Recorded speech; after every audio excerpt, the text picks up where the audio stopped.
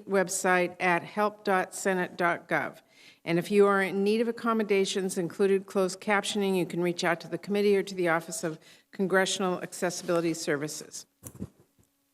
A few months ago, President Biden announced his plan to respond to the Delta variant, which was surging and jeopardizing our hard-won progress against COVID-19. And while our work continues, the President's decisive action and the hard work of experts and public health officials across the country have put us in a stronger position to end this pandemic.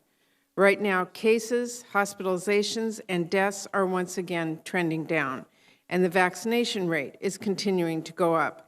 Nearly 80% of people aged 12 and older have gotten their first dose of COVID-19 vaccine. Nearly 70% have been fully vaccinated, and inequities in vaccination numbers have been narrowing. We are also already seeing how requirements for vaccines or testing, like President Biden has called for, and which a clear majority of Americans support, can bring vaccination rates even higher. As of last month, vaccine requirements had increased vaccination rates by over 20%. United Airlines has seen their vaccination rate for employees go from 57% to 99% since they announced their vaccine requirement. Tyson Foods went from less than half of its workers vaccinated to over 96%. In my home state of Washington, 15 and 16 of our state's workers have already complied with the Governor Inslee's vaccine requirement. And across the country, healthcare facilities, universities, and other employers are seeing similar results. And I expect that progress to continue now that the Department of Labor has put forward an emergency temporary standard on this issue. We're also seeing progress on booster shots, with 3 different booster shots authorized and over 13 million already administered. And on shots for children younger than 12, with the FDA authorizing vaccines for children ages 5 to 11 last week, and the CDC issuing its decision on this recently. But even with all the progress we've made so far, we must not take our foot off the gas. Last winter, we saw this virus push our hospitals to the brink. We saw it infect and kill hundreds of thousands of people, including essential workers and healthcare workers, and we know it led to burnout among so many more. Vaccines are one of our best tools for making sure that does not happen again and making sure we can build back from this pandemic stronger and fairer. In fact, as the White House noted in its report on vaccination requirements, an outside economic analysis found that increasing vaccination and reaching near full vaccination in workplaces could encourage millions of people to return to the workforce. Tests also continue to serve a critical role in stopping the spread by informing our ongoing response, which is why we need to plan to scale up testing even more. And in a larger sense, we must learn the lessons of this pandemic, not only so we can prepare for the winter ahead, but so we can finally bring an end to this pandemic and be better prepared for the next public health crisis, whatever it may be. I've been pressing to get that done at every possible opportunity, and it's why Senator Burr and I continue to work on bipartisan public health and preparedness legislation. And it's also why I'm pushing for critical steps in Build Back Better to strengthen our public health infrastructure. Among other things, Build Back Better will help public health departments across the country increase their testing and tracing capacity, train and retain public health workers, upgrade to more modern, inclusive, and interoperable data systems, communicate with the public and address misinformation about issues like vaccines, and address health inequities and build partnerships in hard-to-reach communities. It would also help our federal public health agencies like the FDA, CDC, and the Assistant Secretary for Preparedness and Response take action to increase lab capacity so we can sequence viruses and identify variants quickly, facilitate the development of new treatments and tests and vaccines, and improve the supply chain of medical supplies like syringes, ventilators, and personal protective equipment. This pandemic has been long, and it has been deadly. It has hurt our economy, our communities, and our families beyond measure. But if we continue to take bold action, if we continue to follow the science and experts, if we continue to get people vaccinated and take steps to keep ourselves and those around us safe, we will get through this. And if we learn from this pandemic, if we finally end cycle of crisis and complacency for public health funding and ensure we have an economy that works for everyone, not just those at the top, we can rebuild our country stronger and fairer, and we can make sure we are never in a situation like this again. With that, I will turn it over to Ranking Member Burr for his opening statement. Thank you, Madam Chairman. To our witnesses, welcome back to the Health Committee. I get the feeling that we may need to send smoke signals to you. I'm not sure we could have gotten you further away from us and everybody, but we're grateful to you and we thank you for your service to the American people. Each time you've all come before the committee, I charged you to look ahead the next 30, 60, and 90 days and figure out where we needed to be and what we needed to do to keep up with this virus. I'll say it again. You are the adults in the room, and you need to look around the corner to anticipate what we will need. More than 90 days from our last hearing, and we still have much to do to ensure that we're better prepared and better at responding than we've been in previous weeks and months. As we get closer to the 2-year mark of living with COVID-19, we need to take stock of the current state of our response and identify the next critical steps that will lead us out. Senator Murray and I have been working closely together to develop a pandemic bill, and at some point in the near future, Senator Murray and I will release a discussion draft of the reform, and we believe this is needed for our country's future response. I very much appreciate the ability to work together on an issue so important to our national security. We've obviously delayed from our previous schedule, but given the intent to appear on other big legislation, it is impossible for us to get that draft out until that's concluded. We need to use all the tools at our disposal to keep pace with the virus, which continues to evolve. Recent reports have surfaced of a new subvariant that some are calling Delta Plus, which has accounted for an increasing portion of cases in the UK in the past month. I hope to discuss that in person when I leave Sunday for the UK and spend some time in London next week to look at, in fact, what Delta Plus has done there. That mistake, cases and hospitalizations are down in the United States, but the administration cannot declare premature victory like we did in the summer. The mistake only brought us to a place we are today, with shortages of tests, therapeutics, and continued lag in extremely important data about the disease. In September, even CDC warned of shortages in point-of-care and over-the-counter tests, and to expect increased demand for lab-based testing. To state the obvious, we need more rapid tests that are available and in stock. North Carolinians are calling my office desperate for help in accessing therapeutics, and even with new announcements on oral therapeutics, Americans are waiting for these drugs. This administration bears 100% of the responsibility for the lack of testing and the lack of therapies. You got complacent, you let your foot off the gas, you didn't order enough tests, you didn't purchase enough therapeutics, and now we're rationing. The private sector will respond to purchasing agreements and to contracts. They cannot and will not produce things that customers are not ordering.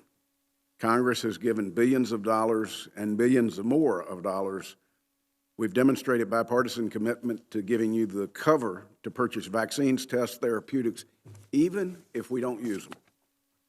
The administration squandered time and resources you've already had available to you, and the American people are suffering as a result. As we look ahead, we need plans in place to handle COVID as an endemic disease that will be part of our lives for the foreseeable future. So my question in the headline for this hearing is simple. What's the plan?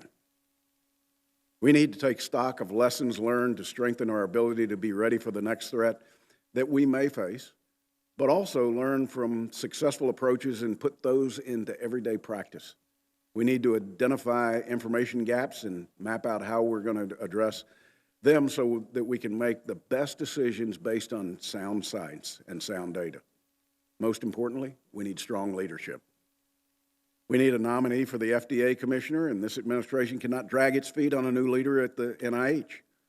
Both nominees will have challenging missions to complete under difficult circumstances and nearly impossible shoes to fill. Qualified, nonpartisan leadership at these agencies is paramount. Dr. Woodcock, I'm still rooting for you. We must leverage the laboratory community and test developers to bring more innovative, rapid, at-home, and point-of-care tests to market. We need not let our guard down as we did this summer. We're reaching the time of the year where we're all looking forward to spending time with loved ones, and access to testing will help this happen safely. But we're still behind. These tests, which we need to keep our businesses and schools open and families safe, are still far too difficult to find for most Americans. Testing shortages and delayed test results are keeping children out of school, parents away from the office, and limiting our understanding of where virus is circulating in our communities. The administration had to scramble to order 200 million at-home tests per month, many of which won't even be ready until December. And that's not enough. In early October, FDA announced that it authorized new tests to expand access to reliable at-home testing. Europe's been using these same tests for 7 months. Just this past weekend, my 2-year-old grandson was notified on Friday that his teacher tested positive. Teacher of a preschool class, masked 100% of the time that they were there. They did the appropriate thing. They shut the class down for a week. The problem was that his siblings could no longer go to school. School not only required him to be tested before his sister could return to school, but didn't accept an at-home test for a negative test for the 2-year-old. They required a PCR test. It's confusing. America does not understand the standards that we've set. And in that case, she lost 3 days of school, even though they could afford the PCR test. How many families can't? The American people are tired of accepting better late than never from our public health agencies. And the testing shortage will only get more pronounced if the Department of Labor issues its threatening temporary standard, which it did right before we came in, which will create an even larger demand for tests for those who don't choose to get vaccinated. One recent survey found that 59% of unvaccinated workers are still not likely to get vaccinated, despite the mandates from this administration. With the heavy-handed vaccine federal mandates on employers, this administration completely disregards the legitimate question raised by many Americans, and specifically Dr. Paul and Marshall. What role does natural immunity play in protecting against this virus? I've said before that I do not believe that the federal government mandates will solve our problem. We're seeing cops and firefighters quit and pilots engage in sick-outs. The nation's military and contractors worry about our preparedness if personnel are fired over these mandates. And just this morning, a mandate from CMS to all health care providers that accept Medicare and Medicaid, that if they don't mandate to their workforce, they're no longer participants in Medicare or Medicaid, will only suggest to doctors not to accept Medicare or Medicaid patients if, in fact, they choose as a medical professional not to be vaccinated.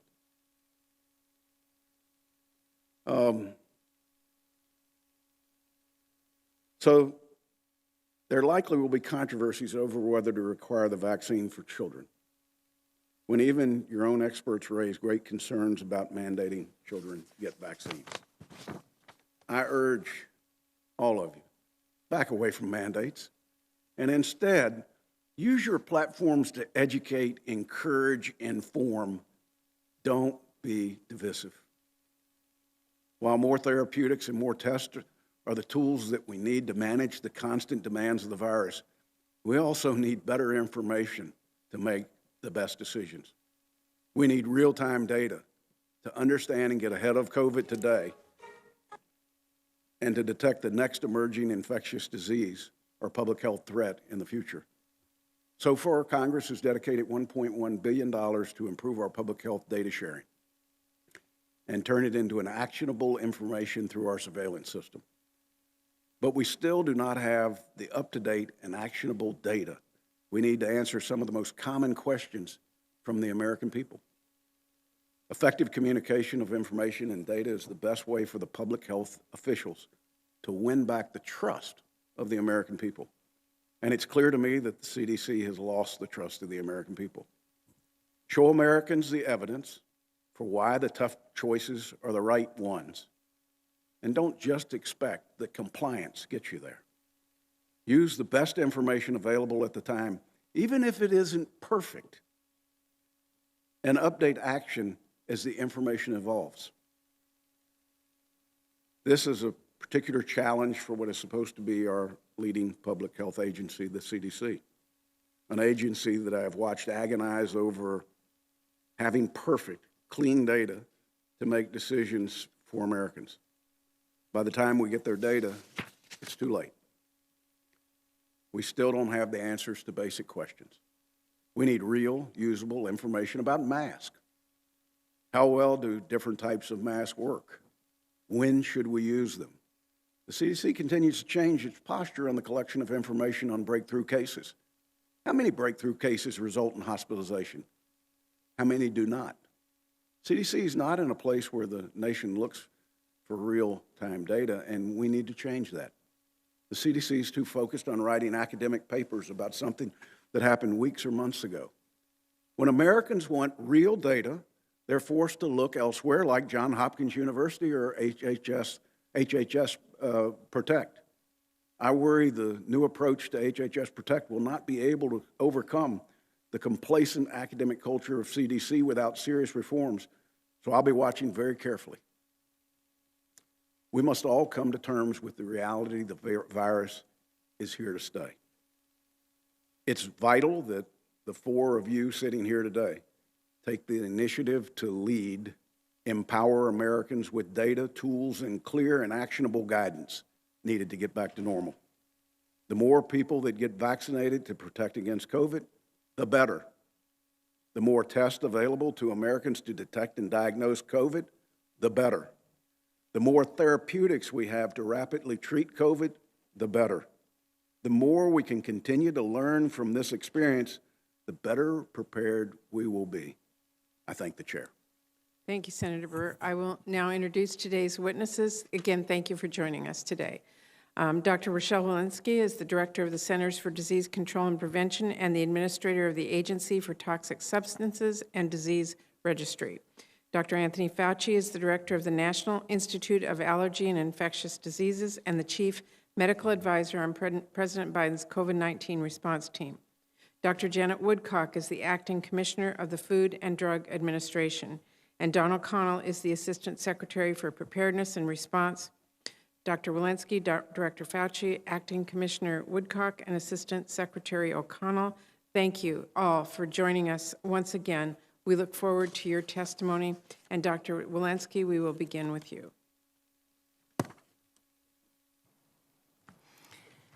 Good morning, Chair Murray, Ranking Member Burr, members of the Senate Health Committee. I'm honored to join you today to provide an update on the COVID-19 pandemic. Since I last testified before this committee on July 20th, we have witnessed a steep increase in COVID-19 cases, hospitalizations, and deaths around the nation, largely fueled by the Delta variant. The Delta variant reminded us we need to be humble in our response to this virus and to follow the science as we modify guidance and address the pandemic. Here are a few things we've learned over the last 4 months. First, the Delta variant is notably more contagious and spreads faster than previous variants. Second, though breakthrough infections are infrequent, vaccinated individuals who are infected with Delta are able to transmit the virus.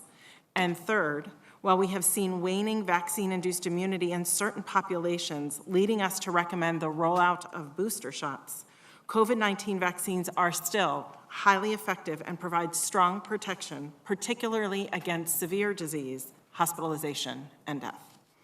While we are once again pleased to see downward trends in cases, this decline seems to be slowing, and deaths are not falling nearly as fast as we would like. On average, we still see over 1,000 deaths every day, and tragically, there have been more than 138,000 deaths since I last spoke here. As we look towards the coming weeks and months with some optimism, we must remember what the Delta variant did to this country. erasing weeks of prior progress and long downward trends, and reminding us that this novel coronavirus is unpredictable. In addition, we're entering the winter season, where we are predicting an increase in influenza and other respiratory viruses. We are concerned about this year's flu season has the potential to be severe. It's just as important as ever to get vaccinated for COVID and for influenza. We've made incredible strides in vaccinating the U.S. population against COVID-19. As of November 3rd, we have vaccinated about 85% of the United States population 65 years and older, 70% of those 18 years and older, 68% of those 12 years and older, and nearly 58% of the entire United States population. Some of our latest data only reinforce why vaccination is so very important, showing that unvaccinated people have 6 times greater risk of testing positive for COVID-19 and 11 times greater risk of dying from COVID-19 than people who are fully vaccinated. Importantly, we now have data showing that the Pfizer vaccine is nearly 91% effective in preventing COVID-19 infection in children ages 5 to 11 who did not have COVID-19 infection previously. Why is this such important news? Case surveillance data indicate that there have been 9,000 hospitalizations among children ages 5 to 11 since the beginning of the pandemic. Mortality data have recorded more than 97 deaths in this age group. There are now well over 5,000 children diagnosed with MIS-C and living with complications of this disease. As a mother, I know that no parent should have to see their child face long-term complications of an infection or be hospitalized. And we now have a highly effective tool to prevent this disease in our children. Following FDA's authorization, I endorsed CDC's Advisory Committee on Immunization Practices' recommendation that children ages 5 and up should receive a COVID-19 vaccine. I strongly encourage parents and their children to get vaccinated. And if you have any questions about the vaccine, please talk to your child's pediatrician, a school nurse, your local pharmacist, or a trusted medical professional. In addition to the critical work to get out of this pandemic through vaccination and other prevention strategies, we need to better prepare for future outbreaks and pandemics. One of the most important steps we can take to support these efforts is to support sustained, disease-agnostic funding for public health. This is how we will accomplish our goals to rebuild our public health workforce, invest in our public health laboratory infrastructure, ensure rapid response readiness, and improve our ability to collect and use data. I hope these bipartisan goals for members of this committee, and I look forward to continuing to work with you to achieve these investments. Before I close, I want to emphasize that the work we've done collectively to invest in and distribute vaccines has given us our most powerful tool to get out of this pandemic. Data show again and again that vaccines work, they are safe, and they can save your life. Thank you. I look forward to your questions. Thank you. Dr. Fauci.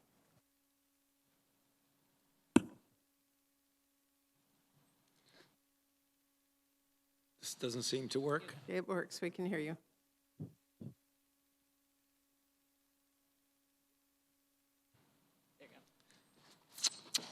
Madam Chair, Ranking Member Burr, members of the committee, thank you for giving me the opportunity to discuss with you the role of the National Institute of Allergy and Infectious Diseases in the conduct and support of research addressing our nation's response to COVID-19. In previous hearings before this committee, I've discussed the critical role of NIAID in the development of COVID-19 vaccines, their testing and clinical trials, as well as the proof of their real-world effectiveness. Today, I would like to focus my remarks on studies aimed at optimizing the degree and durability of protection offered by these vaccines. In addition, I will mention our recent work in the development of effective therapies to prevent the progression of COVID-19 disease, and I'll close by briefly mentioning our involvement in preparedness for future pandemic threats. It has become apparent as we follow cohorts of vaccinated individuals over time that the durability of protection afforded by the vaccines, both against infection and the development of severe disease, gradually wanes over time. This has led to a considerable amount of activity aimed at optimizing protection by boosting with an additional dose of vaccine several months after the primary regimen. One can gauge the effect of these booster shots by measuring the induction of high levels of neutralizing antibody, as well as the clinical effect of enhanced protection. And in this regard, it has become clear that giving a third boost of an mRNA vaccine approximately 6 months or more following the original primary regimen provides a dramatic enhancement of protection against infection as well as severe disease. And in the studies from Israel, this is beginning to be seen across all age groups. In this regard, certain subsets of individuals who have received any of the 3 vaccines available in this country are now eligible for booster shots. Importantly, to increase the flexibility of the administration of boosters, NIAID has conducted a critical study which is called Mix and Match, in which individuals are divided into 3 groups representing each of the 3 available products. These individuals were then boosted with a product other than the original one with which they were vaccinated.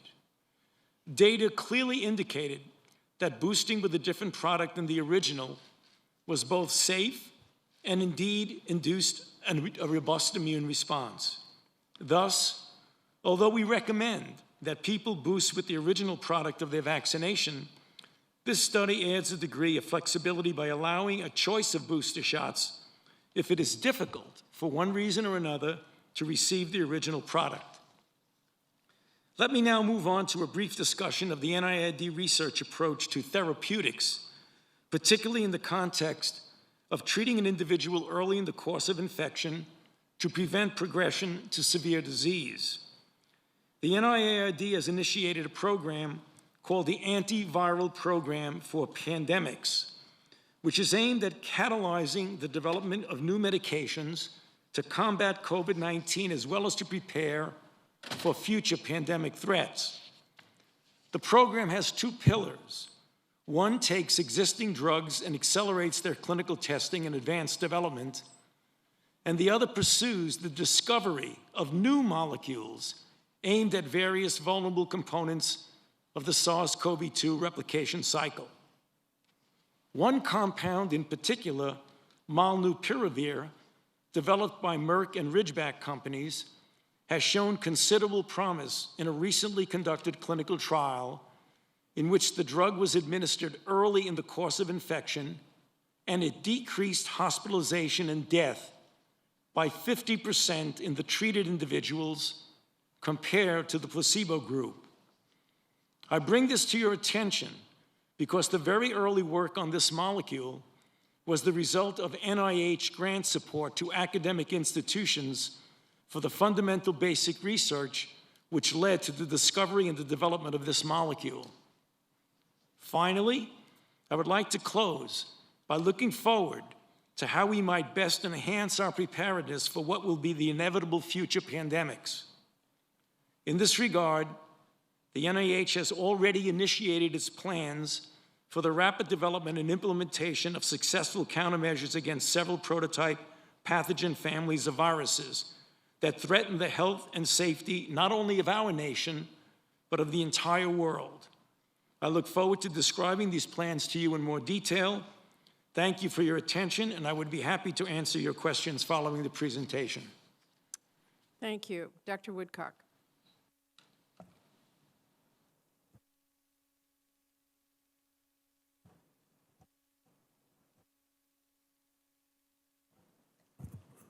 Having the same, there we go, great.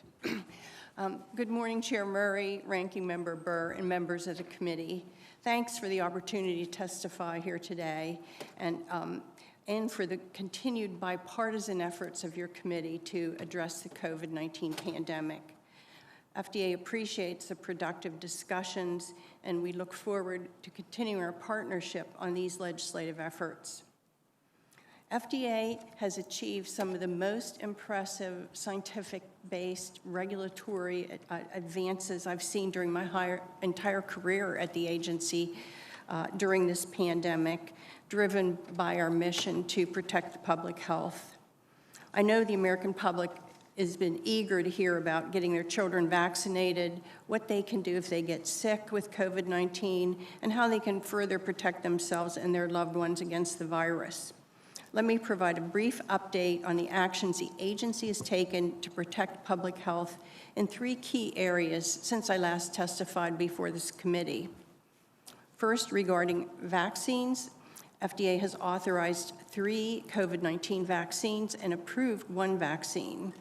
These have met FDA's expectations for safety and effectiveness appropriate either for authorization or approval in preventing COVID-19. In the last few weeks, the agency's made additional critical decisions about the use of these vaccines. FDA authorized booster doses for use in certain populations for all 3 authorized vaccines, as you've just heard from our other witnesses. As more data became available, the data suggested the effectiveness of the initial doses had started to wane, meaning that use of a booster dose would be important in bolstering protection for these populations. And the agency also authorized the use of mix-and-match booster doses for COVID-19 using data from NIAID, as was just mentioned. This means eligible individuals can get any of the 3 authorized vaccines as their booster dose and really simplifies availability for the public. Also, FDA authorized the Pfizer vaccine for use in children ages 5 through 11. I know, because I've had many messages on this, many parents have been waiting impatiently for months for this authorization. And I'm happy to say, as we speak here today, young children across the country are starting to get vaccinated against COVID-19. And to be clear, FDA is confident in the safety and effectiveness data behind these decisions. The American public can and should feel confident in receiving any of these vaccines. They will help bring this pandemic to an end, and I strongly encourage all eligible Americans to get vaccinated and to get their children vaccinated. We all have an important role to play here. Second, diagnostic tests are a key line of defense in the pandemic and will become increasingly important, I think. Increasing access to accurate, rapid, at-home tests is a priority for FDA. We prioritize the review of at-home rapid antigen tests, and we're actively engaging with test developers to increase their availability. Last month, the agency authorized additional over-the-counter at-home tests, which we expect to significantly increase the availability of rapid tests to the public. These authorizations add to a growing list of tests that can be used at home without a prescription in the U.S. Additionally, last week, FDA provided recommendations for labeling updates to facilitate better over-the-counter single-use testing for symptomatic people. In tests currently, they're only authorized for serial testing. This change allows tests to be sold as single tests, meaning greater availability of more individual tests. FDA remains focused on speeding the process to get appropriately accurate and reliable tests in the hands of all Americans who need one. Third, there's a need for medical products to treat and prevent COVID-19, especially for those unable to get vaccinated or who don't develop an immune response. We continue to carefully evaluate the data on any promising therapeutics, and our priority is to have fast discussions between FDA and drug sponsors. We are hoping that we will see more therapeutics authorized soon to treat COVID-19 in the future as another weapon in our arsenal. And finally, I want to stress that all of FDA's work and effort is toward the goal of protecting the public. It's a responsibility we take seriously, and we rely on science.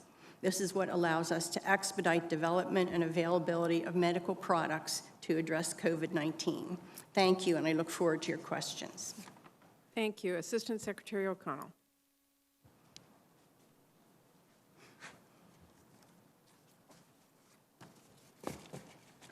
Chair Murray, Ranking Member Burr, and distinguished members of the committee, it is an honor to testify before you today. I am pleased to have this opportunity to provide a few key updates that have occurred in ASPR since I last testified before you in July. Ensuring the nation has the necessary vaccines, therapeutics, and diagnostics to respond to COVID-19 remains a primary focus of ASPR's response. To date, BARDA has supported 77 medical countermeasure projects. This includes 15 therapeutics, 55 diagnostics, and 7 vaccine candidates. Notably, as part of the Countermeasures Acceleration Group effort with DoD, BARDA has placed 1.5 billion doses of vaccine under contract, distributed over 4.88 million doses of monoclonal antibodies, and shipped more than 144 million diagnostic kits. Accelerating the supply of available rapid point-of-care and over-the-counter tests has been another important focus of ASPR's work. While there is currently enough testing capacity across all types of tests, we have seen a growing preference for rapid tests, especially those that can be used at home. Over the last few months, ASPR has invested over $3 billion to bring additional rapid point-of-care and at-home tests to market, with $1 billion of that going specifically to at-home tests. As production has ramped up since September, these investments put us on pace to quadruple by December the number of at-home tests available each month to nearly 200 million. Supporting hospitals and healthcare systems that are overwhelmed by COVID-19 patients is another important focus of ASPR's response. Since July, 27 National Disaster Medical System teams, nearly 600 team members have deployed to support sites in 12 separate states. We currently have teams in Wisconsin, New Mexico, and Montana. For these deployments, NDMS personnel support a range of functions, including hospital augmentation and decompression, setting up medical overflow centers for patients, and offering mortuary support. Ensuring our healthcare providers and first responders have the necessary medical supplies they need remains a focus of ASPR's efforts. As of October 1st, the Strategic National Stockpile, or SNS, shipped more than 250 million items to aid the national response over the course of the pandemic, including deploying more than 3,000 ventilators to 17 jurisdictions since I last testified. And we continue our work to replenish the SNS to levels at or above pre-COVID-19 amounts. Thanks in large part to the supplemental funding Congress has provided, the SNS has spent approximately $11.9 billion to replenish the inventory, including purchasing from domestic manufacturers whenever possible. While replenishing the SNS is essential, we continue to address the root cause of why public health supply chains were so strained in the first place. We are investing critical funding in expanding domestic manufacturing, including investments of $250 million in PPE manufacturing, $268 million in manufacturing of testing consumables, $14.8 million in vaccine raw material manufacturing, $160 million in fill-finish capacity, $65 million in vaccine vial manufacturing, $186 million in manufacturing capacity for at-home and point-of-care tests, and $53.8 million in testing raw materials, with additional funds going out the door every day. I firmly believe that running all this from DC without the view from the states and regions is unwise, and I've made it a priority in my first few months to get out to our regional offices, to meet with those teams and local leaders, and understand the unique challenges they face. So far, I've been to 4 out of 10 regions, with plans to get out to all of them in the coming months. I've met with an NDMS team in New Orleans as it was decompressing a pediatric ICU unit this summer, and I have also hosted 3 tribal consultations to ensure that tribal nations and urban Indian organizations are able to access the SNS. I'll continue to review, analyze, and adjust our response efforts based on what I'm seeing and hearing in the field, and welcome any feedback you are hearing from your constituents and seeing when you are home. Thank you again for inviting me to testify before you on efforts within ASPR to support the COVID-19 response. I look forward to answering your questions, working with the team at ASPR and our colleagues across HHS to end the pandemic. Thank you. Thank you very much to all of our witnesses. We will now begin a round of 5-minute questions of our witnesses, I, as always, ask my colleagues, please keep track of your clock and stay within those 5 minutes. The FDA's emergency use authorization of the Pfizer vaccine for children 5 to 11 years old is really a big step in the pandemic response. It will make 28 million children eligible to receive a vaccine. And given the spread of variants, getting kids vaccinated is really critical to protecting them while also protecting our educators and our parents and other caregivers. Dr. Woodcock, I wanted to ask you, can you describe FDA's thorough review of scientific evidence in making this decision, as well as your advice to parents who are hesitant to get their children vaccinated? Yes, certainly. The FDA first reviewed the manufacturing of a new dosage form because the children need a lower dose. That was very carefully reviewed, as well as the stability of the new dose to make sure that it was appropriate. Then all the data on the children were reviewed at the patient level. In other words, we went to the raw data and re-reviewed that and made sure that the evidence that was presented to us accurately reflected both the data on effectiveness, on efficacy, on the immune response, and on safety. And we looked at all the adverse events to make sure that they were properly reported and that we understood the magnitude of those events. So in this trial of where thousands of children received the vaccine, ages 5 to 11, we saw mostly very mild to moderate flu-like symptoms primarily after vaccine, or a sore arm, which people can expect after getting a shot. But we did not see any serious adverse events, and the vaccine was over 90% protective. So we feel very confident, along with all the adolescent data that we have on this vaccine and all the data in administration to adults, that this vaccine is safe and appropriate for children. It will protect them from severe COVID. Thank you. Dr. Walensky, this morning OSHA released an emergency temporary standard to protect workers against COVID-19. This is a critical step to reducing workplace transmission and making workplaces safer nationwide, especially for our frontline workers who are at high risk of COVID-19. Can you just speak to us from a public health perspective about the urgent need to get more Americans vaccinated and the importance of implementing measures to protect people from infection in higher risk settings like our workplaces? Yeah, thank you so much. We've had 745,000 deaths from this disease, and we're continuing to have about 75,000 cases every single day.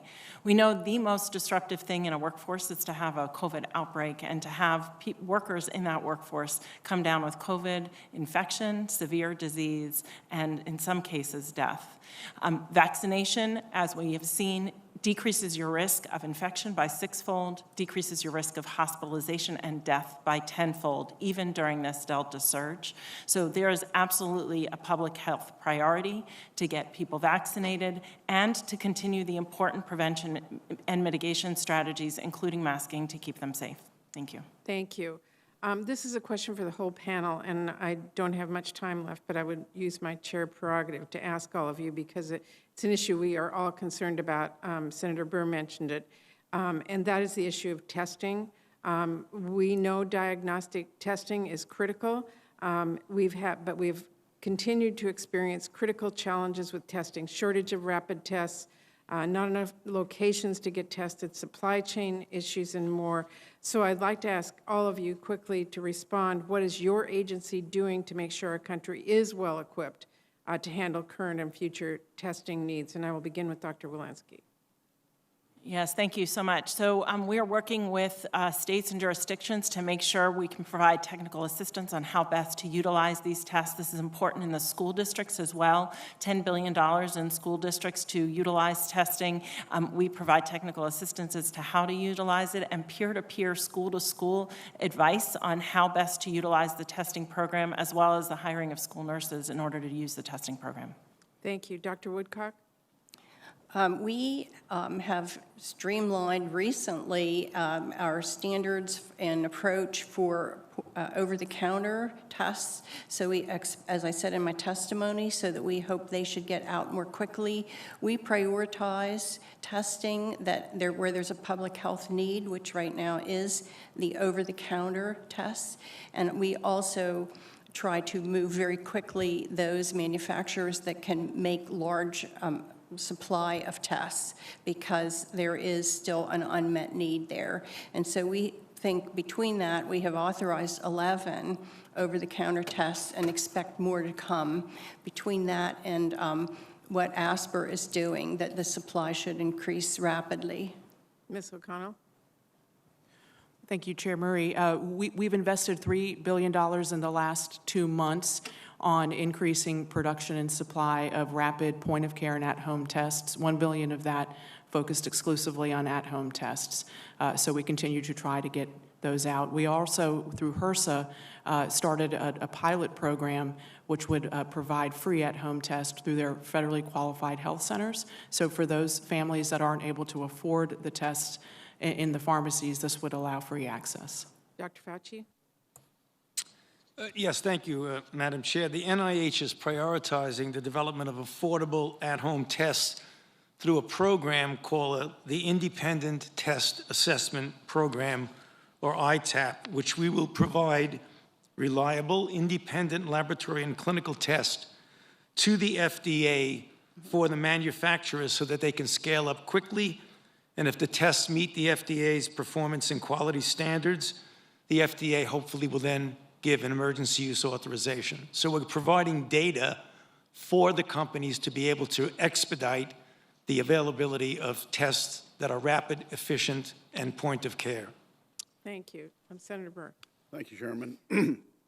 This question is directed to Drs. Fauci and Walensky. In January, an NIH study found that 95% of people who had recovered from COVID had at least 3 out of 5 components needed to recognize the virus up to 8 months after infection. In August, Israeli researchers found that natural immunity can confer longer-lasting and stronger protections against infection, severe disease, and hospitalization resulting from the Delta variant. Rockefeller University found that while vaccination induces memory B cells to evolve over the course of a few weeks, natural infection produces memory B cells that improve for up to 1 year after infection.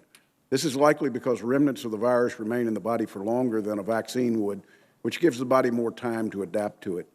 I understand that it's not all black and white. UK researchers released studies results suggesting that fully vaccinated individuals who had COVID-19 have the highest immunity. Additionally, last week, CDC published a new report that found unvaccinated people who had previously been infected were 5 times more likely to test positive for COVID-19 than people who were fully vaccinated with an mRNA vaccine. My question is simple. What does the science say about the durability of natural immunity, and when can we expect answers on its benefit? Thank you so much, Senator Burr. The CDC did publish a 96-page paper review in a scientific brief on Friday. I want to be very clear that the CDC continues to recommend that people, after review of that scientific brief, that CDC continues to recommend that people who have been previously infected get their COVID-19 vaccine. We know in our vaccine studies, our vaccine effectiveness studies, with date certain when people were vaccinated, and we can prospectively follow them through our effectiveness studies and our effectiveness cohorts. Through that, we can see the durability with a date certain in vaccines. The data on the infection-induced immunity, some of which you quoted, are murkier. They rely on retrospective studies, observational studies, and studies where we can't do a prospective study. We are following these people. We are following people who've been previously infected in our infection cohorts. But the data and the science are harder. You talked about infection-induced immunity with B cells, memory B cells, and antibodies, but another arm of the immune system, the T cells, are harder to study and harder to evaluate to try and do this in a commercial type fashion. What I would say is the final study that you cited, which is the study from the CDC that retrospectively looked at a cohort of people who had been previously infected and those who had been previously vaccinated. And as you noted, there was a 5.5 times fold more likely chance of being diagnosed with COVID if you had infection-induced rather than vaccine-induced immunity. And that is among the studies that we reviewed that led to us to our current recommendations. Dr. Fauci? Just to add a little bit to that, Senator Burr, the studies you referred to were NIH-funded studies about B-cell and T-cell responses by NIH grantees. It is true that, as a matter of fact, both from natural infection as well as from vaccine-induced immunity, you have not only antibody responses, but you have the development and the maturation of memory B-cell responses and T-cell responses. One of the goals over the next several months, which are currently being done by our grantees, is to determine the clinical correlation between the development and maturation of B-cell and T-cell responses and clinical effect. And we're looking at that both post-vaccination, post-boost, and in individuals who've been infected. Hopefully we'll get more definitive information over the next several months. Should an individual who has recovered from COVID be exempt from the mandate to be vaccinated, given that they have natural immunity? CDC recommendations suggest that you have both more durable and robust and known immune response if you are vaccinated after you've been previously infected, and those are our recommendations. Do children 5 to 11 who have recovered from COVID, should they be vaccine exempt? Our guidance continues to recommend that children who've been previously infected actually get vaccine. As data are emerging on the impact of natural infection in adults, our data are still even sparser among children. How does the concentration of antibodies in a recovered COVID-positive patient compare to an individual 6 months after they've had a vaccination? It really varies from study to study. The one thing that we do know that's very important when you talk about post-infection immunity is that when you vaccinate a person following recovery from infection, the level of antibodies are considerably higher than post-infection alone and higher than vaccination alone. So the best combination of high degree of laboratory-related protectiveness is if a person who gets infected and recovers ultimately gets vaccinated, and that looks like the most powerful of the protective responses. Clearly, I understand that from the data. My question on whether a COVID-positive recovered patient should be mandated to take a vaccine. If they've not had COVID, then you take a vaccine to boost your immunity level to a certain degree. COVID-positive patients have already done that. And I'm just telling you, it's a hard sale to tell people who have had COVID that they're now under a mandate by the federal government to be vaccinated. I think you've got an extremely tough sale to a healthcare professional, doctor, nurse, who had COVID, might have a hesitancy about the vaccine. And I look at what ASPR is required to do to fill in for the healthcare vacancies that exist out there and surge people to it. You start doing this to people, Medicare, Medicaid providers, community health centers, we're not gonna have the people to surge, Dawn, from the healthcare professionals that make a decision. I had a natural immunity, I've got some protection, but I don't yet believe I need to be vaccinated. I think we need to think about this. Thank you, Chair. Senator Kane. Thank you, Chair Murray, and thank you to the witnesses, the ranking member.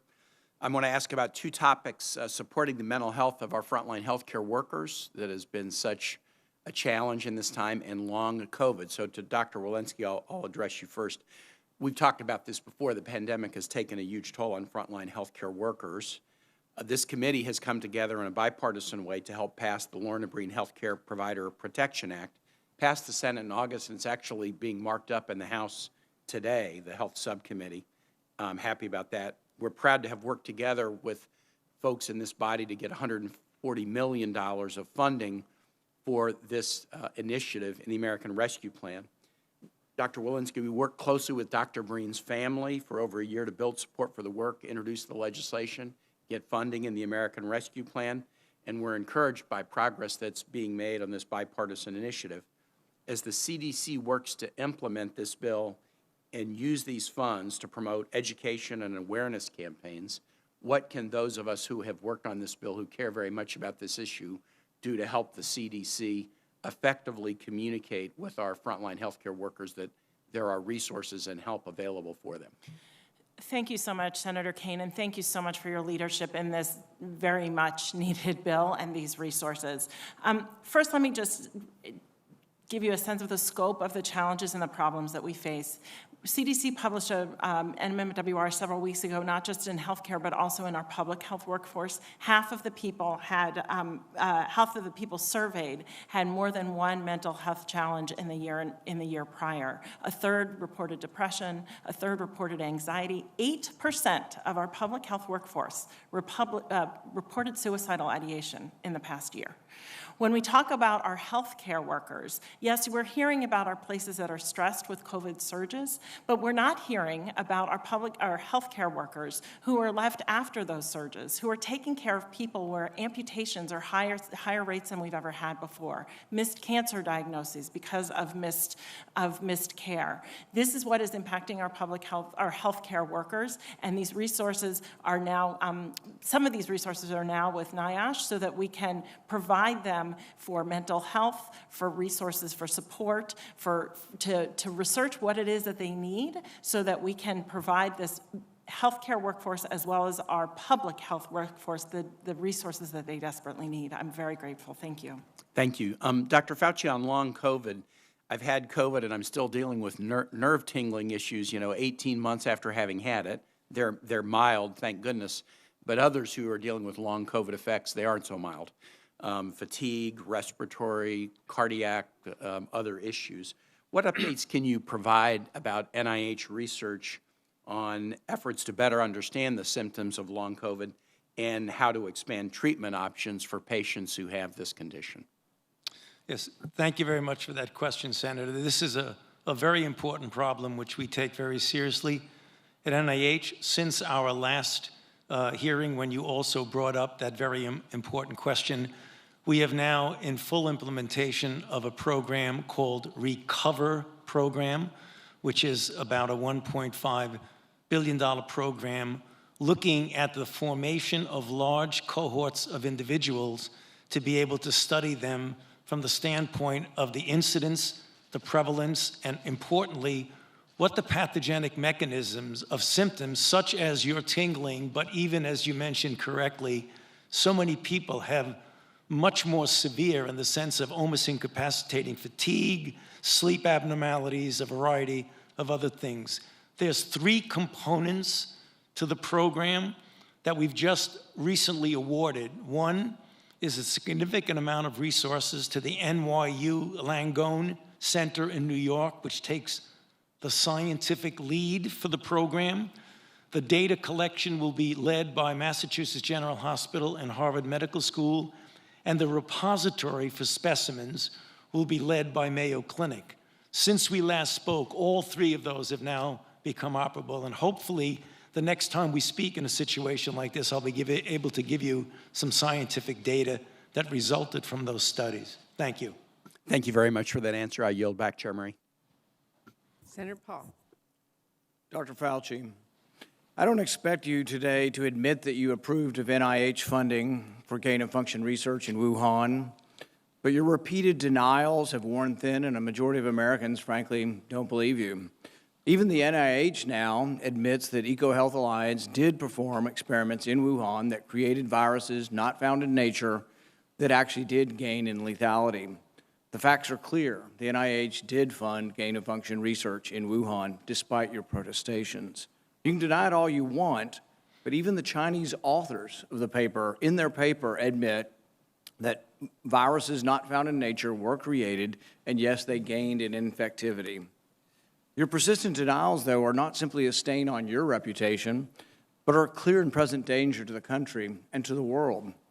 As Professor Kevin Esvelt of MIT has written, gain-of-function research looks like a gamble that civilization can't afford to risk.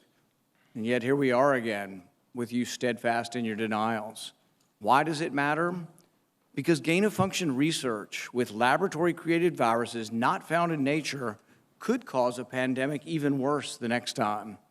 We're suffering today from one that has a mortality of approximately 1%. They're experimenting with viruses that have mortalities of between 15 and 50%. Yes, our civilization could be at risk from one of these viruses. Experiments that combine unknown viruses with known pandemic-causing viruses are incredibly risky. Experiments that combine unknown viruses with coronaviruses that have as much as 50% mortality could endanger civilization as we know it. And here you sit, unwilling to accept any responsibility for the current pandemic and unwilling to take any steps to prevent gain-of-function research from possibly unleashing an even more deadly virus. You mislead the public by saying that the published viruses could not be COVID. Well, exactly no one is alleging that. No one is alleging that the published viruses by the Chinese are COVID. What we are saying is that this was risky type of research, gain-of-function research. It was risky to share this with the Chinese, and that COVID may have been created from a not yet revealed virus. We don't anticipate the Chinese are going to reveal the virus if it came from their lab. You know that, but you continue to mislead. You continue to support NIH money going to Wuhan. You continue to say you trust the Chinese scientist. You appear to have learned nothing from this pandemic. Will you today finally take some responsibility for funding gain-of-function research in Wuhan?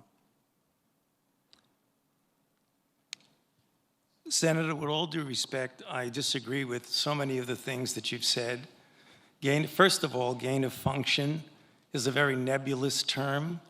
We have spent, not us, but outside bodies, a considerable amount of effort to give a more precise definition to the type of research that is of concern that might lead to a dangerous situation.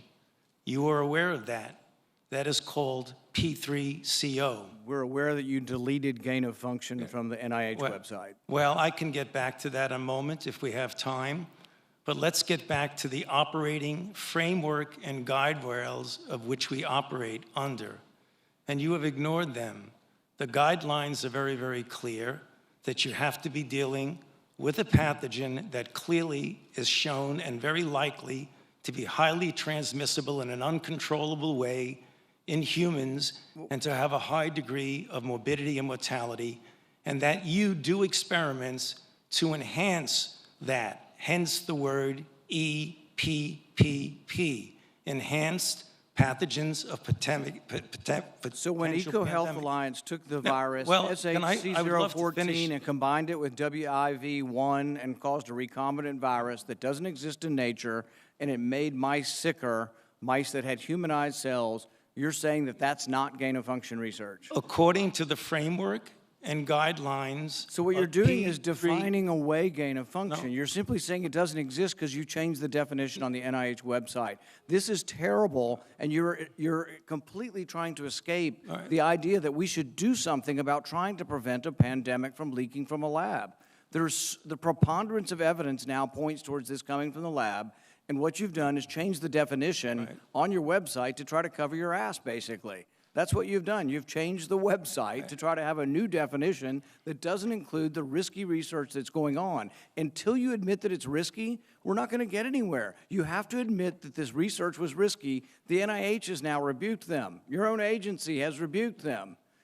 But the thing is you're still unwilling to admit that they gained in function when they say they became sicker. They gained in lethality. It's a new virus. That's not gain of function?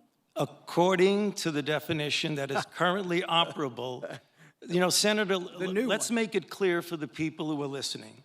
The current definition was done over a 2 to 3 year period by outside bodies, including the NSABB, 2 conferences by the National Academy of Science, Engineering, and Medicine on December 2014, March 2016.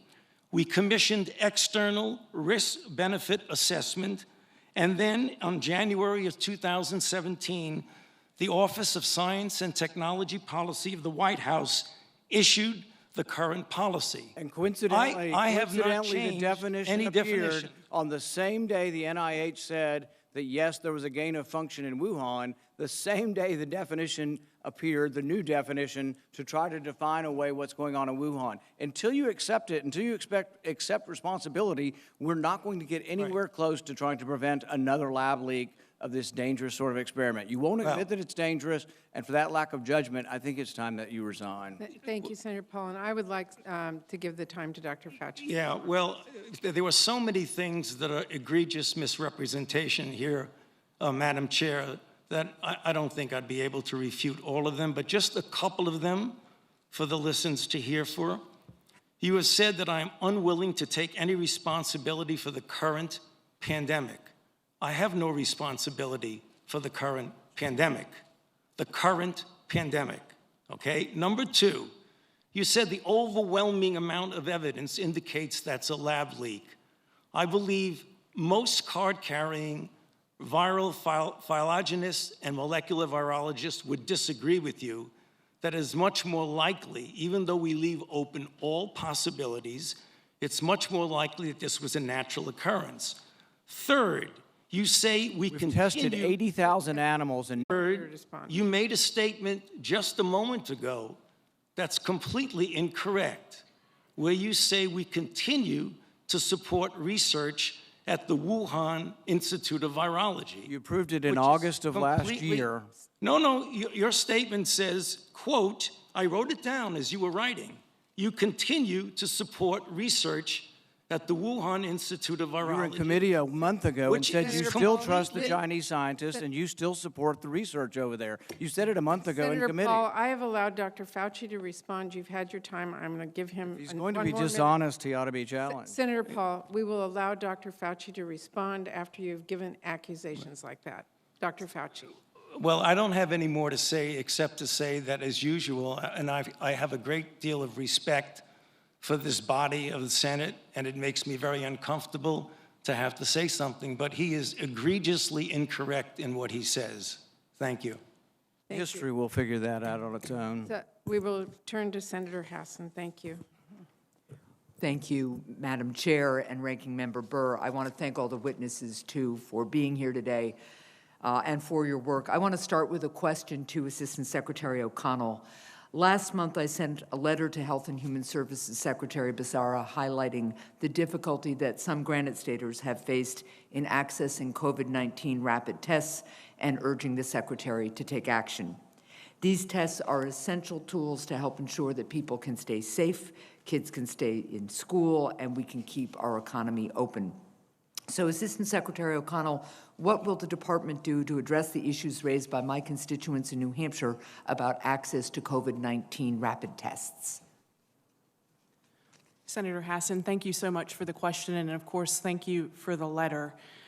Your letter raised two key points. One, the amount of time it was taking for some of your constituents to get the results, and the other was the lack of the over-the-counter tests in New Hampshire.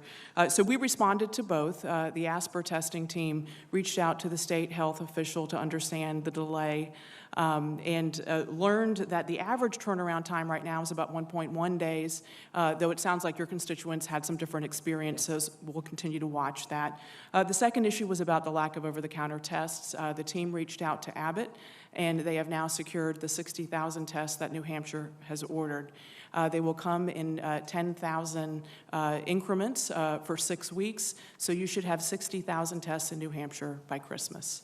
Thank you very much. I appreciate that. I know my constituents do too, especially parents of school-age children who want to get those results quickly so the kids can get back into the classroom. Dr. Fauci, as I think probably some colleagues have already noted, but I wanted to talk about the availability of vaccines for younger children. I think all families in New Hampshire were relieved when the Food and Drug Administration and the Centers for Disease Control signed off on Pfizer's COVID vaccine for children ages 5 to 11 last week. At a hearing earlier this year, I asked when you anticipated that vaccines would be available for children of all ages, and you told me that you thought vaccines would be ready for children of any age by the end of the year. Do you still anticipate that vaccines will be available for children under age 5 by the end of the year? I don't know, when you say available, Senator, that's the difference between the clinical studies Right. that are done to show the data. Currently, as we are speaking now, the age de-escalation studies are part of a spectrum. One of the spectrum was what you've just heard of, 5 to 11. The data were convincing. You've heard of the results from Drs. Woodcock and Dr. Walensky. The studies are ongoing now from 6 months up to 2 years, 2 years to 5 years. Right. I would anticipate, I would have hoped that the data might be available by the end of the year. I would say, and again, it's very difficult to make predictions because you don't want to get ahead of the data and you don't want to get ahead of the FDA's analysis. But you're thinking, I'm just trying to get a sense of timeline. Yeah, I would think it might be towards the beginning of the coming year or the end of this year, I hope. Thank you very much. Dr. Woodcock, I wanted to shift to another issue because, of course, while we're dealing with the pandemic, we also continue to deal with the opioid epidemic. I recently sent you a bipartisan letter about the consulting firm McKinsey, which simultaneously worked for both opioid manufacturers such as Purdue Pharma and for the FDA on a variety of projects, including a track and trace system to monitor dangerous prescription drugs. The FDA response to my letter stated that McKinsey never disclosed these potential conflicts of interest and that the FDA only learned about them earlier this year, nearly a decade later, through media reports. McKinsey's work for Purdue Pharma was made public in a major news story last year, and McKinsey issued a public apology for its actions last year as well. So why wasn't the FDA aware of McKinsey's work for Purdue last year when it was front page news and McKinsey was speaking publicly about it? Well, at least speaking for myself, I was aware of that. At that time, McKinsey was only doing consulting work of an administrative nature for the FDA. And so there was nothing that had to do with any product or any standard or anything like that. It had to. Doctor, I'm sorry to interrupt, but I'm almost out of time. I just want to point out that they were consulting on a track and trace system to monitor dangerous prescription drugs, that your response to my letter also says that since finding out about McKinsey's work for Purdue, quote, no additional contract reviews or outreach to McKinsey has occurred. So I will, because my time is about to, or has expired, I will follow up with you and the FDA. It seems to me we have a major conflict of interest between McKinsey's work for McKesson and Purdue at the same time it was working for the FDA on track and trace system, and it's something we really have to get to the bottom of it because I think it helped fuel the opioid epidemic, which has devastated my state. Thank you, Madam Chair. Happy to work with you. Thank you. Senator Collins. Dr. Fauci, first let me make clear that I believe in the efficacy of vaccines and have encouraged my constituents to become vaccinated. But I'm hoping you can explain what appears to be a contradiction when I look at the data for the state of Maine. Maine ranks in the top 5 states in the number of people, the percentage of people who have been vaccinated. In fact, 95% of those over age 65 have been fully vaccinated. And yet, Maine has the 15th highest confirmed deaths from COVID on a per capita basis. Our hospitals are overwhelmed. We've seen a 6% increase in hospitalizations, 18% increase in people in the ICU, a 37% increase in people on ventilators recently. And while it's largely individuals who are unvaccinated, there are some that are breakthrough cases. And all of us know individuals who, despite being fully vaccinated, have experienced COVID. can you explain to me why a state that has done a terrific job in getting people vaccinated is seeing this surge in cases that is overwhelming our hospitals and causing great fear and pain and loss? Well, thank you for that question, Senator. Well, first of all, I think you did say something just a moment ago that I think is part of the explanation. You said that most of them are among people who are unvaccinated. However, and it's quite true, that there are breakthrough infections because no vaccine is 100% protective and you will always get breakthrough infections. In general, for the most part, breakthrough infections for people who have been vaccinated, all other things being equal, are usually less severe, don't lead as much to hospitalizations, and don't lead to as much as death. The data, though, in general, as was mentioned, I think specifically the numbers that were given by Dr. Walensky, are incontrovertible, that a vaccinated compared to an unvaccinated person has a multifold less likelihood of being infected, a multifold less likelihood of being hospitalized or dying. So I think there are probably confounding multiple factors going into the difficult situation that your citizens in your state are going through.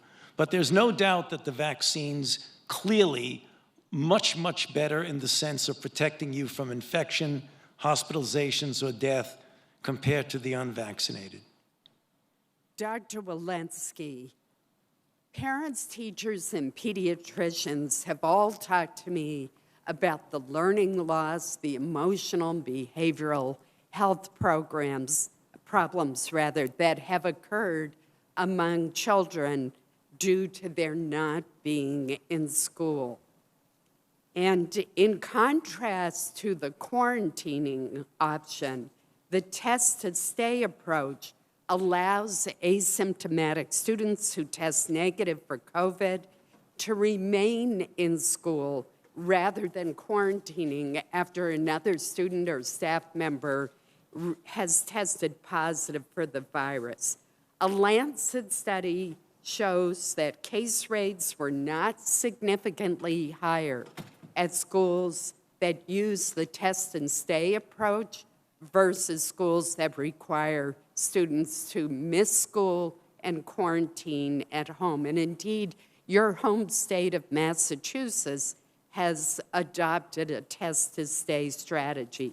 Brown University professor Emily Oster has expressed great frustration with the CDC as being slow to take a stronger position in favor of test-to-stay, asking what evidence are they waiting for.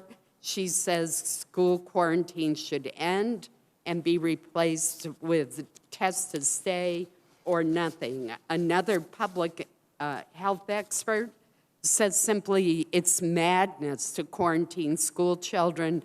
The CDC policies hinder learning and provide no meaningful reduction in COVID transmissions. My question for you is, why doesn't the CDC issue guidance or recommendations to encourage school districts to adopt test and stay in order to avoid these highly disruptive quarantines of students who are asymptomatic and could be tested? Thank you, Senator. Thank you for that question. When you and I spoke in this room or in this venue in July, we share the priority of getting our children back to school. I've said it's the first place that should be open and the last place, the first place that should be open and the last place to close. In that context, we have studies just this school year that have demonstrated that we have 96% of our schools open, for which I'm very pleased. And still, we have 4% of schools, over 1 million children, who've been impacted by COVID-related COVID-related outbreaks, and those schools have had to be closed. Our data also demonstrate that our prevention measures have been working. In schools that are practicing the prevention measures, including masking, they've been 3.5 times less likely to close because of a COVID-related outbreak than those who have masked. But your question is important. These are new data out of the UK that have demonstrated this new test to stay strategy. That is a strategy after a child is exposed in a classroom, that they stay in that classroom with sequential tests every day, every other day, to demonstrate that they are negative so that they can stay in school.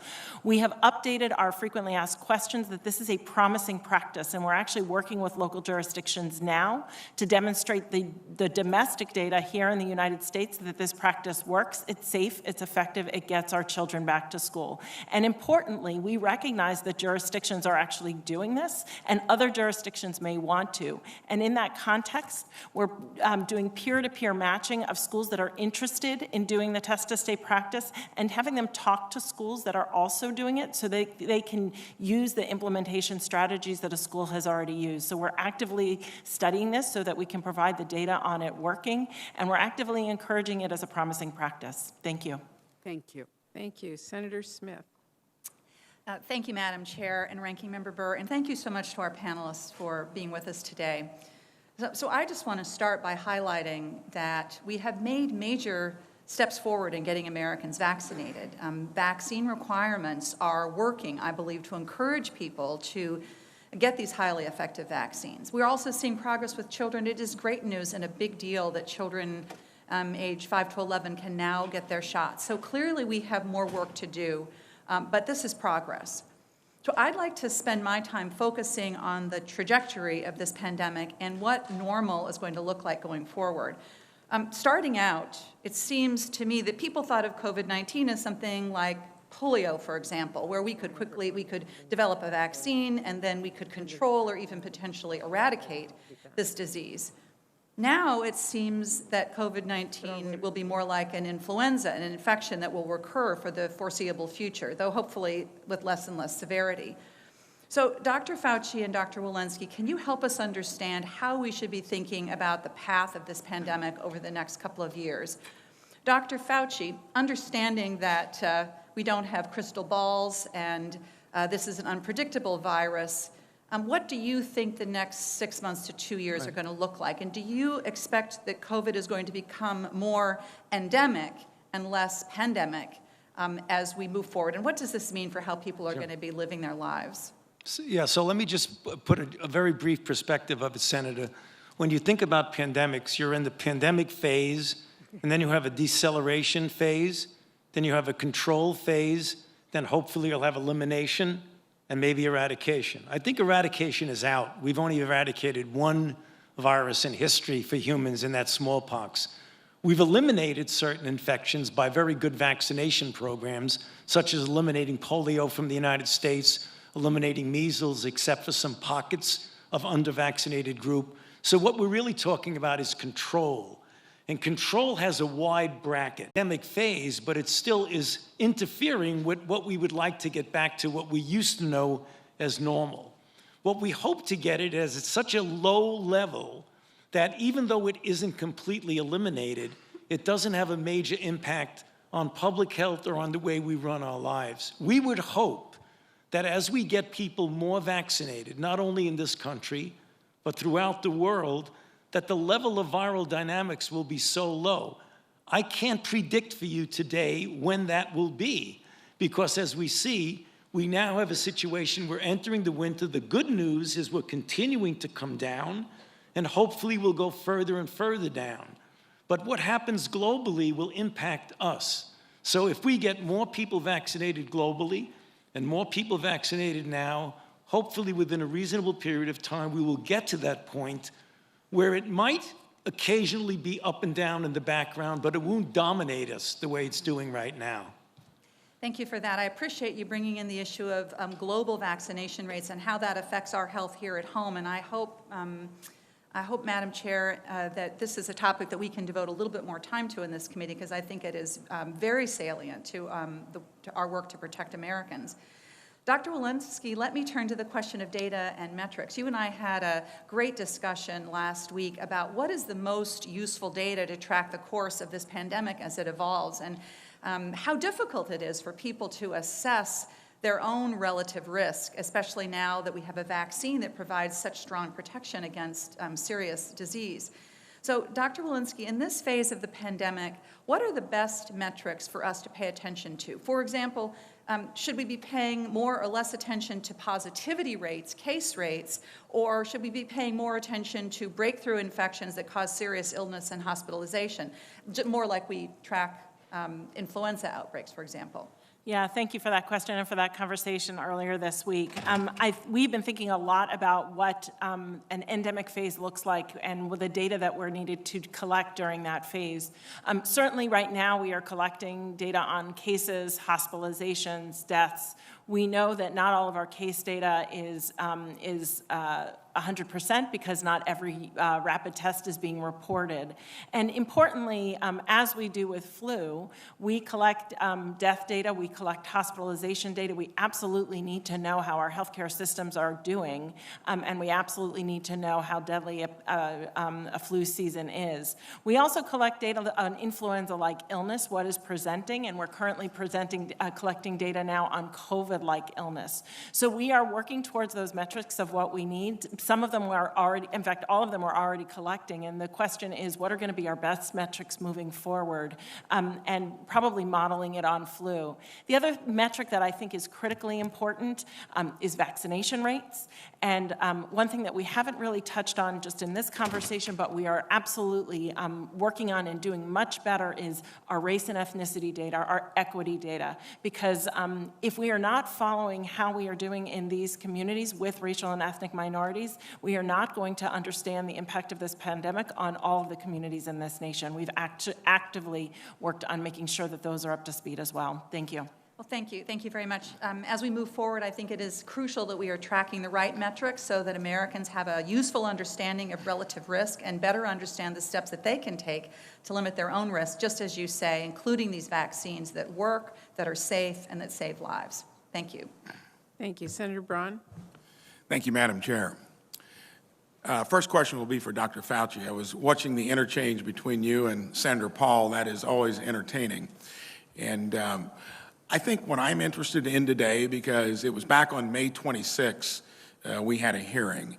And what's happened at the Wuhan Institute of Virology, there's a debate out there, and it's not clear what happened. And the thing I remember at the tail end of our conversation, because the merits of the case either way, Senator Paul makes it one way, you make it the other way.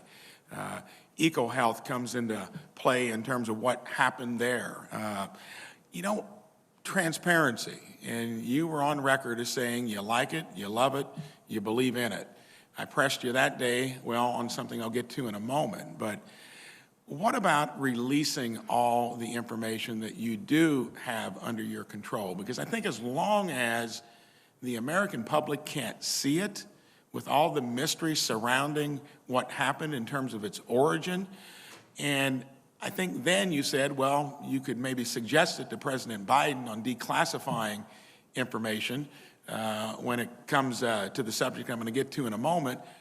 Will you agree, liking transparency, to get all of the information out there as it relates to the origin so we can all see it here in the Senate, across the country?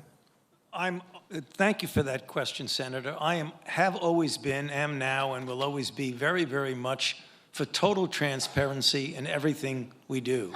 So as far as I'm concerned, what you're saying resonates very strongly with me. I do want to make one point, because it gets confusing to people. One of the things that's very, very clear, irrefutable, that the NIH funding of grants in Wuhan and the viruses that were discussed, including the viruses that Senator Paul mentioned, would be molecularly impossible to have resulted in SARS-CoV-2.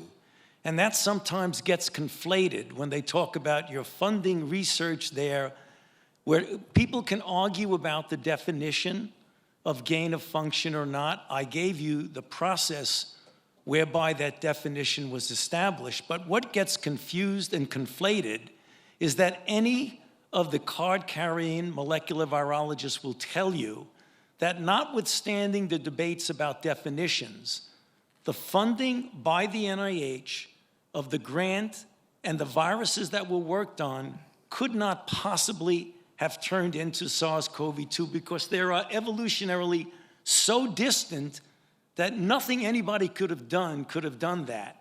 And I really feel I need to say that. But getting back to your question, I'm all for transparency. I'm talking about, so has all the information, period, been released that pertains to that subject? Because that looks like it'd be under your control to do that. So is it out there publicly?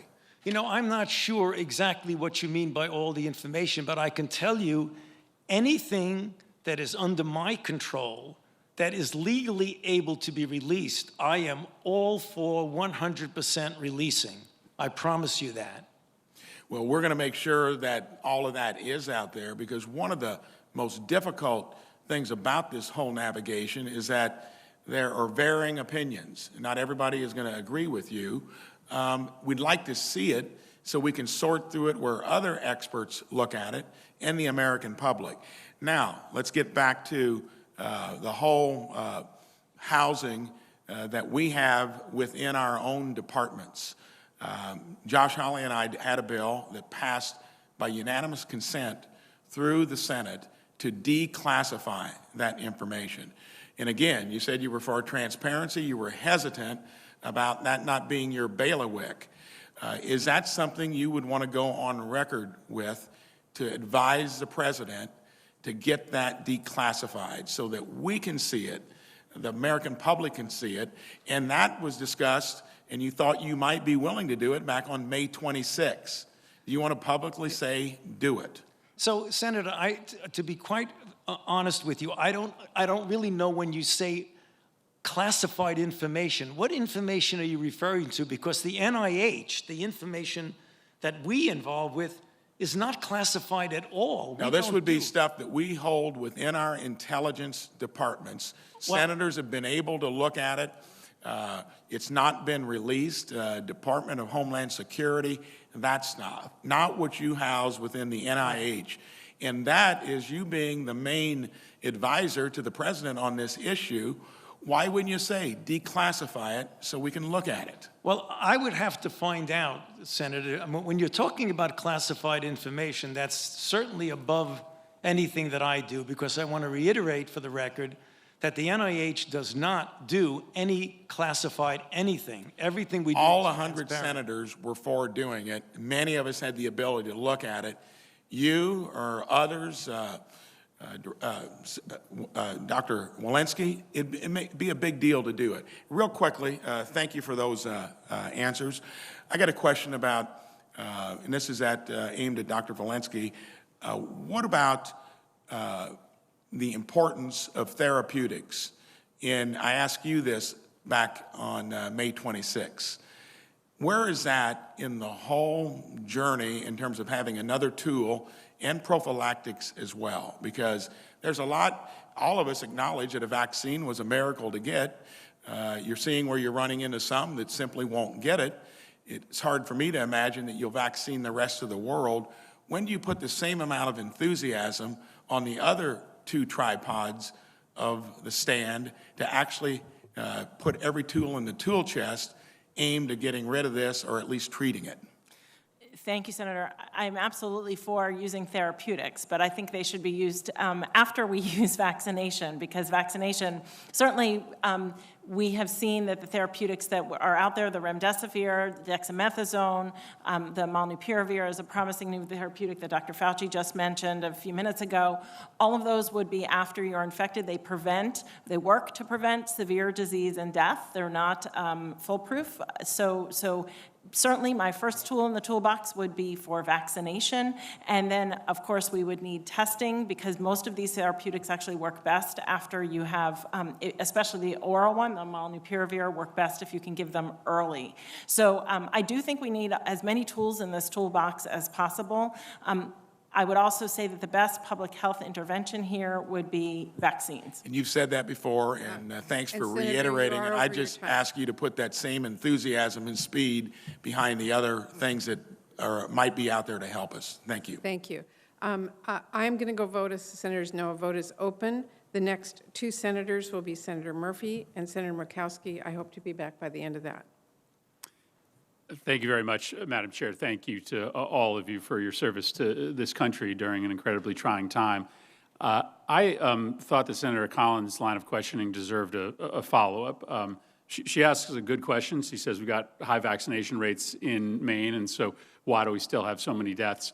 But I think it's important to sort of step back and look at the national data here. I'll direct this to you, Dr. Walensky. I was looking at a survey of national data that was published now back in the spring, so it's a few months old. But in it, it suggested that if you look at the 10 states with the lowest rates of vaccination versus the 10 states with the highest rates of vaccination, it's black and white. You are 4 times more likely to be hospitalized if you live in one of those states with the lowest rates of vaccination. You are 5 times more likely to die if you live in those states. And so, you know, each individual senator will have their own experience, but tell us what the story is now that we have lots of variation amongst states when it comes to vaccination rates, and what that tells us about your likelihood to ultimately end up in the hospital or end up dying from COVID. Thank you for that question, Senator. So yes, we have about 75,000 cases a day right now, and there are states that are highly vaccinated, and they're still having cases, as Senator Collins has commented on. This is going to be very local, very community-based. This virus is an opportunist. It is rapidly transmissible, and if you have communities that are under-vaccinated, even if a state average is at 70%, this virus is going to go to those communities. Importantly, we have actually looked during the Delta surge at 3 states with high vaccination rates, Connecticut being one of them, and 3 states with lower vaccination rates. And we can see, even just in this Delta surge, just since June, that the death rates in the under-vaccinated states, and the states with vaccination rates that are 10, 20% lower than the highly vaccinated states, the death rates are 5 to 10-fold higher. So we absolutely can see the impact of this. There are cases that occur in vaccinated people. They, for the most part, don't lead to death. Sometimes they do, but for the most part, they don't. These vaccines are preventing disease. They are preventing 10-fold more likely to be hospitalized if you're unvaccinated versus vaccinated, 11-fold more likely to die if you're unvaccinated versus vaccinated. I think Senator Collins' question was a good one, and I'm glad to get the true story of what the overall national data is here, because it's compelling.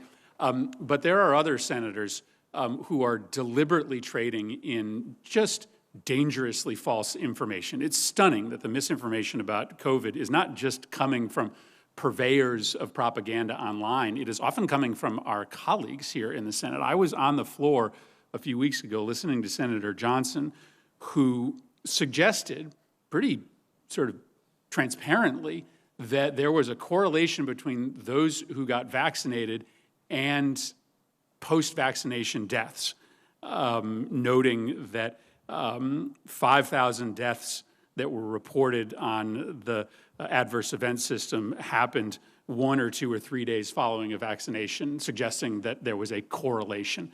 I'll ask this to Dr. Walensky.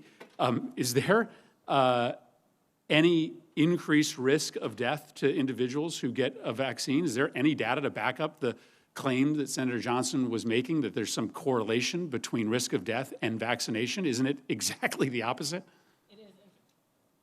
For COVID, it is, in fact, exactly the opposite. Our vaccine adverse event system collects all deaths after vaccination. That means if you were hit in a motor vehicle accident and succumbed to that event, that would be reported in our vaccine safety system. Clearly, that is not a causal effect from a vaccine. And yes, these vaccines are working to prevent death from COVID-19.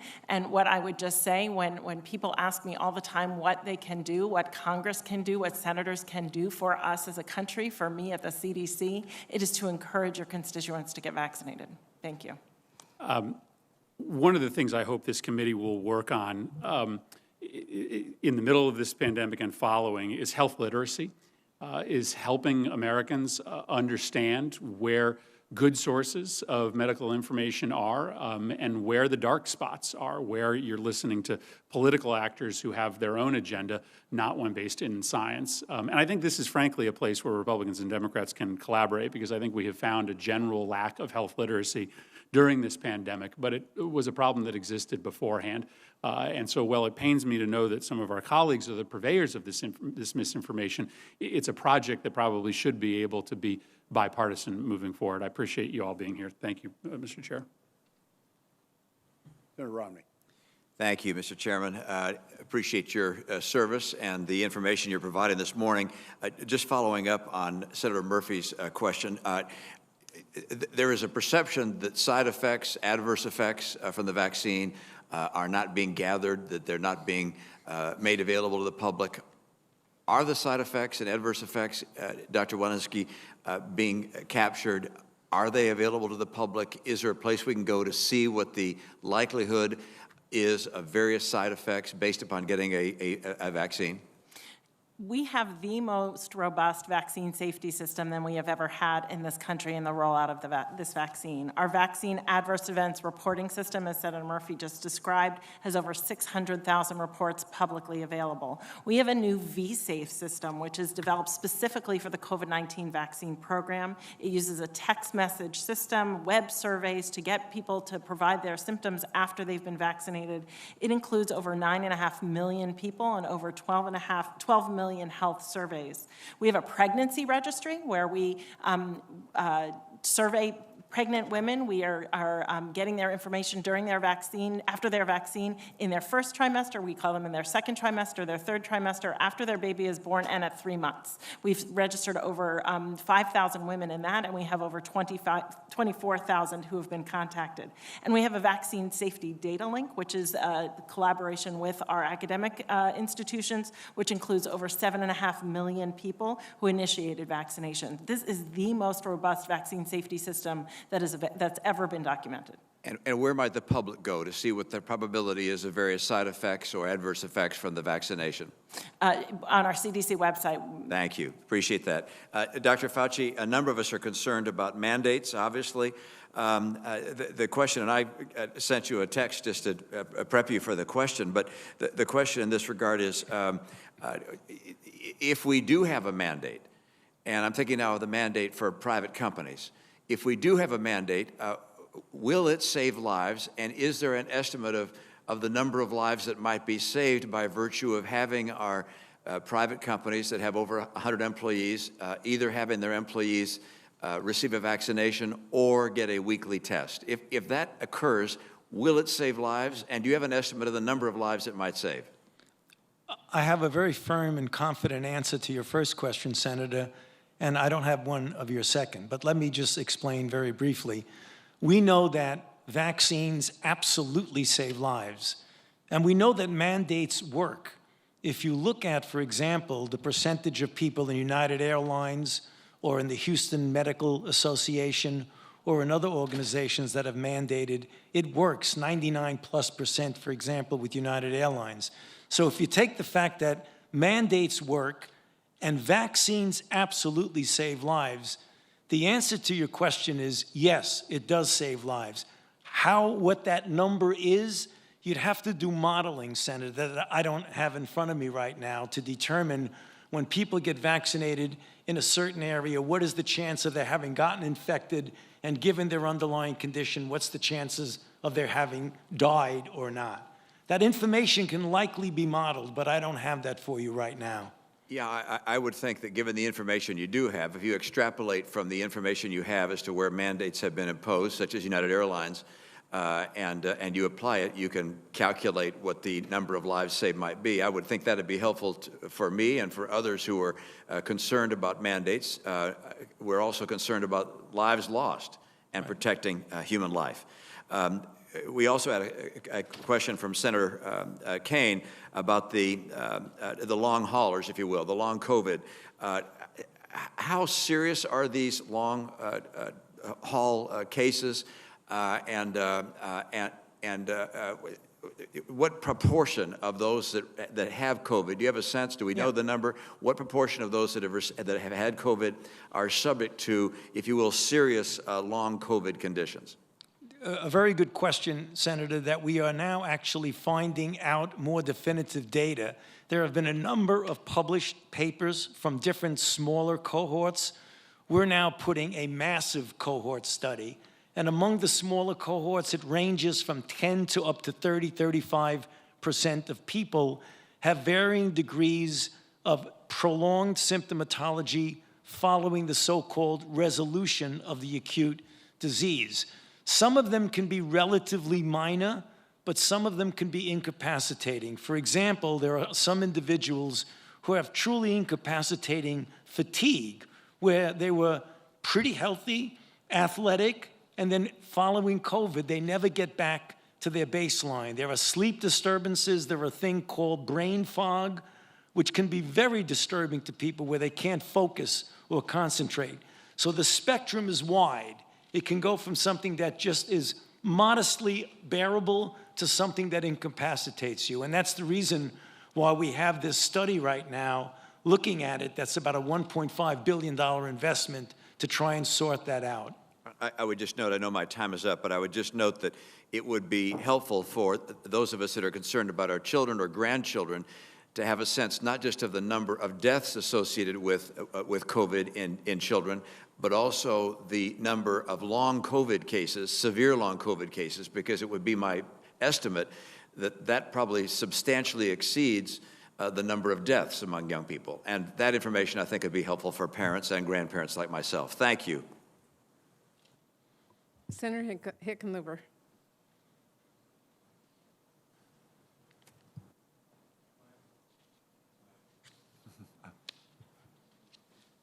There we go. Sorry about that. Once again, I want to thank each of you for your, not just for your testimony today, but for all the work that you have done over this entire, and it is a campaign. It's very similar to a war. We're seeing a COVID surge right now in Colorado that has led to emergency capacity issues in our hospitals, and that's not just in certain parts, it's pretty much across the state.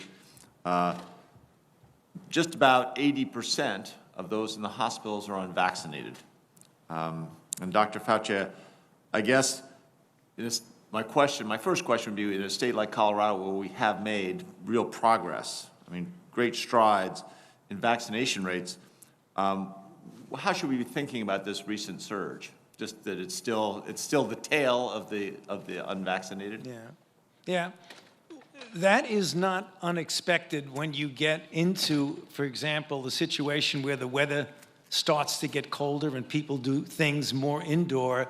But as you said quite correctly, when you see surges, they are very, very heavily weighted towards the unvaccinated, not only in the incidence of infection, but also in the incidence of severe disease that might lead to hospitalization. I believe that's a pretty obvious type of an explanation for that, which is the reason why we continue to push to get as many people vaccinated as we possibly can. Right.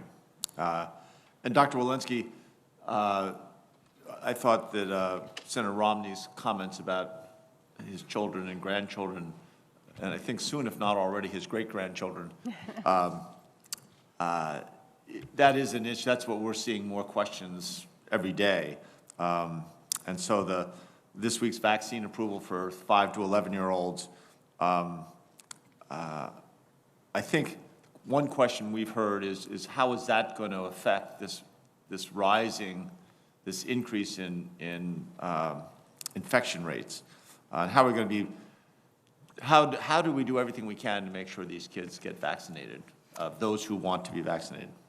Yeah, so thank you, Senator. First, let me go back to Senator Romney's question on percent of children who get long COVID. We've had about 1.9 million children between the ages of 5 to 11. We've seen a long COVID rate in those children of about 4.5%. It's less than adults, but it's still high, and it's still, we should note it.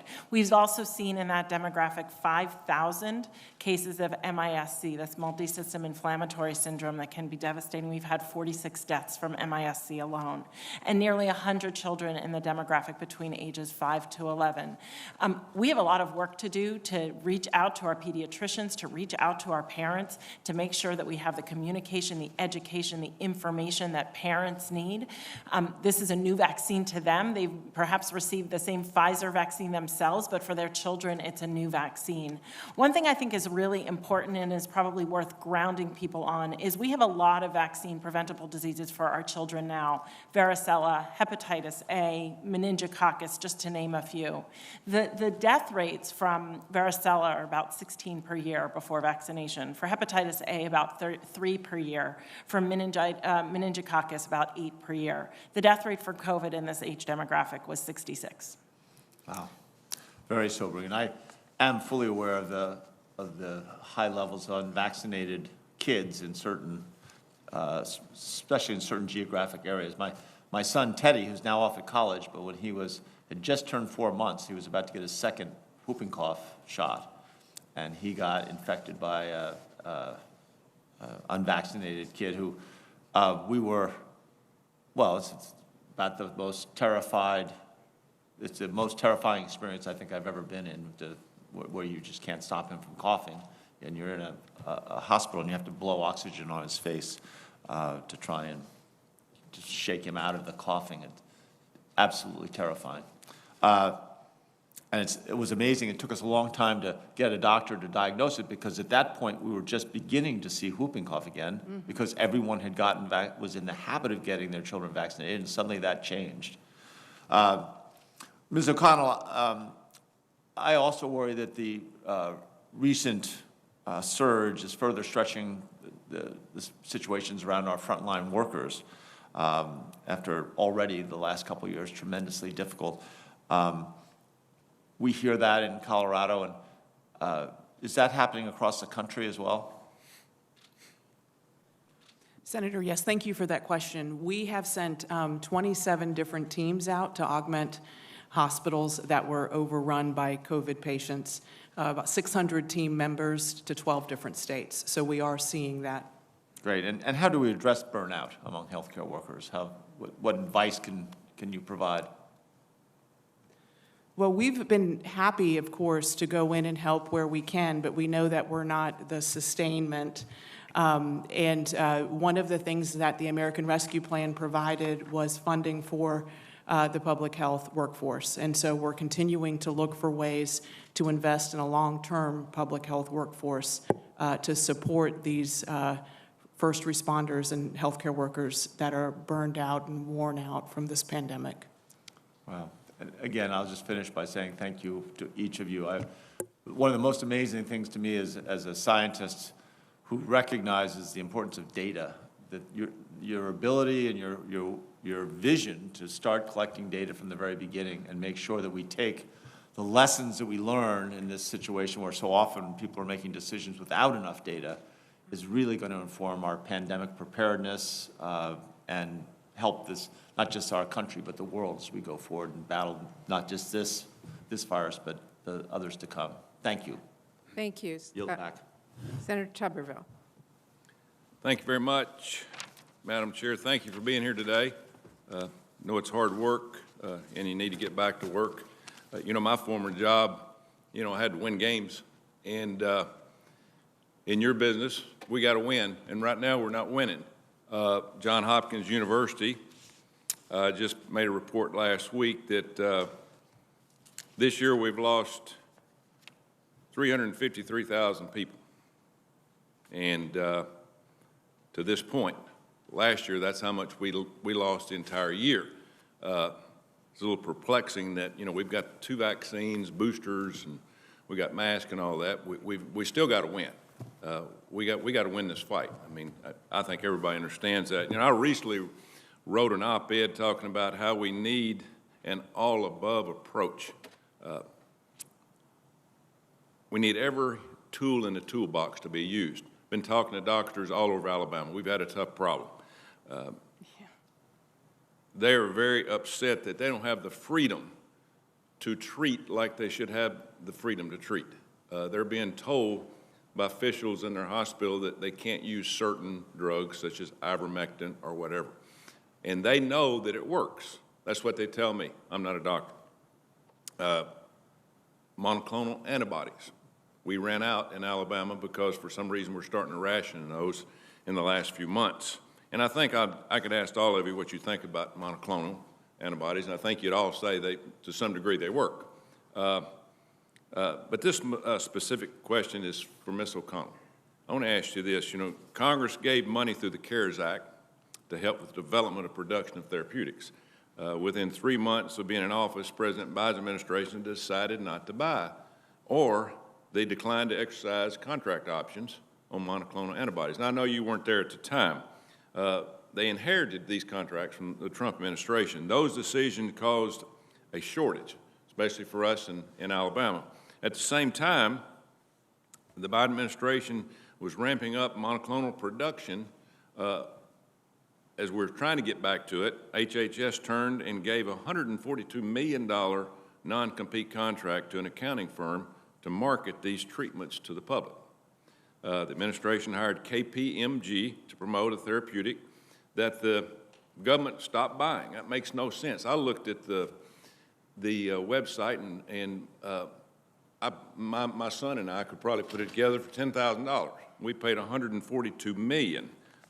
So I'm just asking you, Ms. O'Connell, I understand that HHS is currently reviewing this. I just would hope that you would commit to reprogramming some of that money to monoclonals if there's any left. Could I get a commitment on you for that? Senator, thank you so much for the question. We have seen a change in the monoclonal landscape. When the ASPR Therapeutics team began looking at the distribution models in February, a lot different than we experienced during the Delta surge, 20-fold increase in demand for monoclonals. And we went to a state distribution system. And so you're absolutely right. It's time to reevaluate whether we need this distribution help to get to the harder hit communities. And that review is underway right now. I'm expecting a memo any day with the team's recommendations on whether to keep that funding going. Thank you. And, we just need to get more of them. I know we're trying to do that, and we're all trying to do our best. But, we just got to try to do it the right way. Dr. Fauci, you talked a lot about gain-of-function research and whether or not U.S. funded it. I'm not a doctor. I'm not a scientist, so I'm going to just ask you straightforward here. What kind of biological research is China actually conducting as we speak that we know of? Yeah. Well, right now, when you say China, China is well beyond the Wuhan situation. There's research that goes on collaboratively with the United States, not only with NIH, but with any of a number of organizations, including the CDC, where we have Chinese researchers. The funding that goes on right now, that was just mentioned with Dr. Paul, we are not funding the Wuhan Institute anymore, that's for sure. But I can't testify to the scope of research that goes on beyond what the NIH So the funds. WHO, they don't communicate with us because we're paying them $400 or $500 million.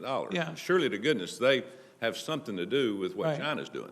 Yeah, for the most part, the research that comes out of China, if you look at the things over the years, I'm talking not in this capsule of period where it's all focus on China, anti-China. I'm talking about decades of collaboration, particularly in the arena of influenza and other diseases. There's a lot of research going on. I don't think I can tell you what all the research is going on because I don't have eyes on all the research. The Are only we thing, communicating with them, though, somehow, some way, with China? well, yeah, we communicate a lot with them. Certainly, there's been a lot of stress and strain right now when you talk about the Wuhan situation.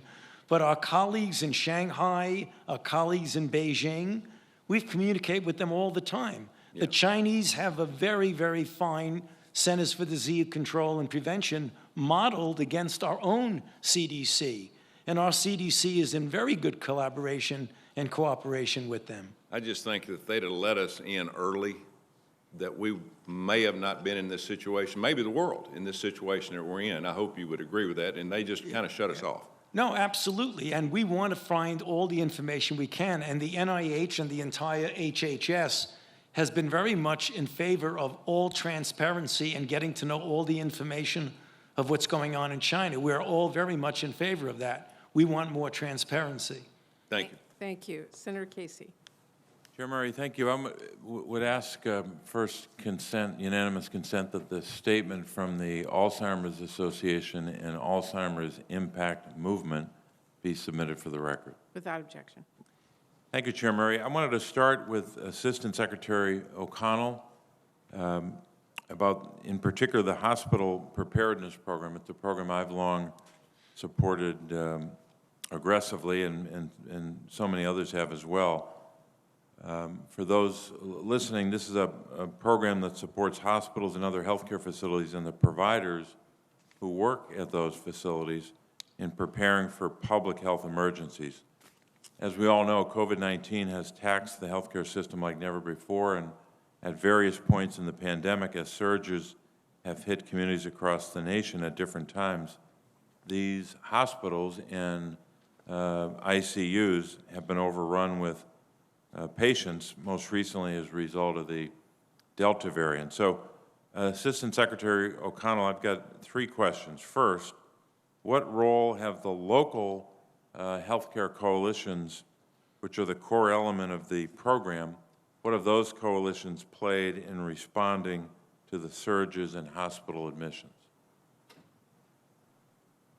Senator, thank you so much for that question, and you're absolutely right. The HPP program that you referenced is the only federally funded program to help healthcare systems and hospitals prepare for emergencies. So it's critical, and we've seen it play a significant role in this pandemic response. The local coalitions were very important because as we were seeing hospitals overrun with COVID patients, they were able to work with their coalition members to move patients to ICUs that actually had beds. So we did see that play a significant and important role. Second question is, are you planning any after-action review to incorporate lessons learned from the pandemic with regard to the hospital preparedness program? Absolutely, Senator. One of the things, as I've been out in the regions meeting with local leaders and coalition leaders, I've seen there's been an uneven use and success of the HPP program based on regional strengths, based on state situations. And so I think one of the things I'd like to do as we look at lessons learned is figure out how to have a more uniform, successful model for the HPP program. And how about the third question? How about goals for the program in the near term? Well, a couple of things that we've learned in the near term: the need to secure PPE within healthcare systems and coalitions. We have also learned the value of telehealth and how important it was for systems to be ready to do some care remotely. So we're going to take these near-term goals and begin applying them for longer-term preparedness. I appreciate those answers. I wanted to move to Dr. Walensky on a broader question, I guess, about public health infrastructure. One of the challenges in the response has been building the systems that we need to track information necessary to manage everything from hospital capacity and ICU bed availability to critical medical supplies, vaccine components. You know the long list that is. The concern, of course, is that we're going to reach a point where we all start saying the pandemic's over and we move on. We've got to finally, at long last, invest in our public health infrastructure. How would you leverage any tool that we have now, especially the existing data systems that's been created for COVID-19, to ensure that we're prepared for the next major public health emergency? Yes, thank you so much for that question, Senator Casey. My hope, and I'm grateful for the support to date for long-term disease-agnostic public health infrastructure investments that are bipartisan so that we don't find ourselves in a situation again. We need to be prepared for this, for any pandemic to come, and we need to get out of the current pandemic. As you know, this is multi-pronged in my view. We need a public health workforce that is upskilled skilled, that is trained, that is diverse as the communities from which they come. We've lost 60,000 jobs in the last decade and thousands more since the pandemic started. So we not only have to work to rebuild that public health workforce, but actually to skill it up in ways that can be empowered to prevent the next pandemic. Laboratory infrastructure is going to be key. We've built up genomic sequencing. Now we're doing tens of thousands a week. This was something that we weren't even doing much of prior to the beginning of this pandemic, but we again need the workforce, we need the machinery, we need the tools and the collaborations with our public health labs in order to place these all across the country.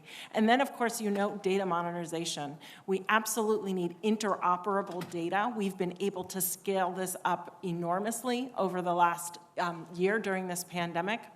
We have tens of thousands of electronic health records that we're now accessing in a HIPAA-compliant way, where we were doing just 100 before this pandemic. It needs to be interoperable, and we need to invest in it. We, to get a full-scale hospital system up on Epic, for example, is over $1 billion for a single health system. So when we scale that nationally to what we need for our public health workforces across all of our states and territories and tribes and localities, the investment is so very needed. Thank you. Thank you, Doctor. Thank you. Thank you, Madam Chair. Thank you. Senator Cassidy. Thank you all for being here.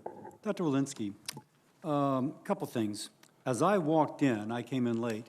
Either you or Dr. Fauci were saying that the reason that we're not saying that natural immunity is protective as is a vaccine, even though there's recent publications showing that 6 to 8 months out, 92% of those with natural immunity have T cells, B cells, and antibodies that would be considered adequate to protect. And indeed, B cell continues to climb. That we don't have data. Now, in your response to Mr. Casey, you just mentioned that CDC has access to tens of thousands of EHRs. And I've been told that HHS or CDC has access to patient-identifiable data as to who tests positive. So I do that as a prologue. If we don't know that natural immunity confers protection against future infection, it's because we've decided not to look. Because I've learned that there is a cohort of people that we know have been previously infected. We've got the bench research showing that the triad of antibodies, T cells, and B cells are there, and that 92% of them are still there at 6 months out. So why have we not done the research showing that natural immunity confers protection against recurrent infection? Yeah, thank you so much for allowing me to clarify this point, because I understand the question. First of all, let me just reiterate that our current stand after reviewing 96 papers and a scientific brief on this issue is that everyone who's been previously infected should be vaccinated. But that's not my question. Right, agreed. And part of the challenge here is, as you know, the infection-induced immunity and the biases associated with retrospectively looking at the data. Several of those papers that we reviewed for that brief have demonstrated that the kind of disease that you had at the time you had it matters. Did you have disease a year and a half ago? Were you an older person? Can I stop you for a second? We could do this prospectively, because you know who is actually, apparently I'm told you've got patient identifiable data, and you would be able to say, okay, 6 months ago, we're going to start everybody infected within the last 6 months, and be able to follow their EHR prospectively to see this. I mean, theoretically, CDC has the ability to do this right now.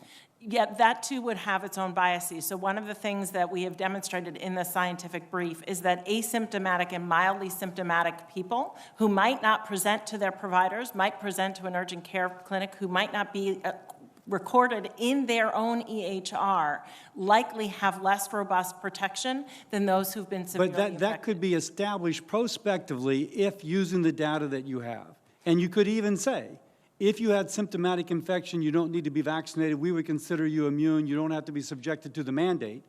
But if we had data that demonstrated a correlation of protection, Dr. Fauci already mentioned data that they're working on to look at correlates of protection, not just in antibodies, but as you noted, in T cell function as well. So if we were able to document a correlate of protection, we absolutely could prospectively But this paper that I'm reading from NIH speaks that there is durable memory of the virus up to 8 months after infection in 95% of the people who recovered, including B cells, which continue to climb, T cells, and antibody. And I'm also saying you could do it clinically because we have data that's patient identifiable that we could go back and look and see if they were exposed. They could be in a hot spot like Louisiana where you know they're being exposed, and then you would see, not just by lab data, but empirically. I can tell you the American people intuitively understand this, and they feel a little bit like we're being willfully blind to it. I have limited time. Let me just ask you something else. What % of CDC employees are vaccinated? We're actively encouraging vaccination in all of our employees and doing a lot of education and outreach in order to get our agency fully vaccinated. And but the percent? I don't have that for you today. I'm told that 75 to some north of 75% of CDC employees at headquarters are still working remotely. Is that correct? We are following regulations through HHS and the federal government. No, that's not my question. I apologize to be rude, but I'm asking a very straightforward question. I've been told that north of 75% of employees at CDC headquarters are working remotely. Is that correct? Senator, I don't actually know the number off the top of my head. Okay, when you so look I'd down have the hallway, are there empty desks? Are over 50% of the desks empty? Senator, I don't have the numbers off the top of my head. What I will tell you is that we're working closely within HHS and the administration to follow the governmental rules for return to There the was a workplace. recent GAO report that shows, and released in the last 2 weeks, that there's been no coordinated response from the federal government to get people back into work. Now, if there's any agency that, since we have teachers in Fulton County are back at work, that the caseload of COVID in Fulton County is about 88, at its peak it was 606. If what I've been told by someone who frankly kind of knows, that people in laboratories are not showing up.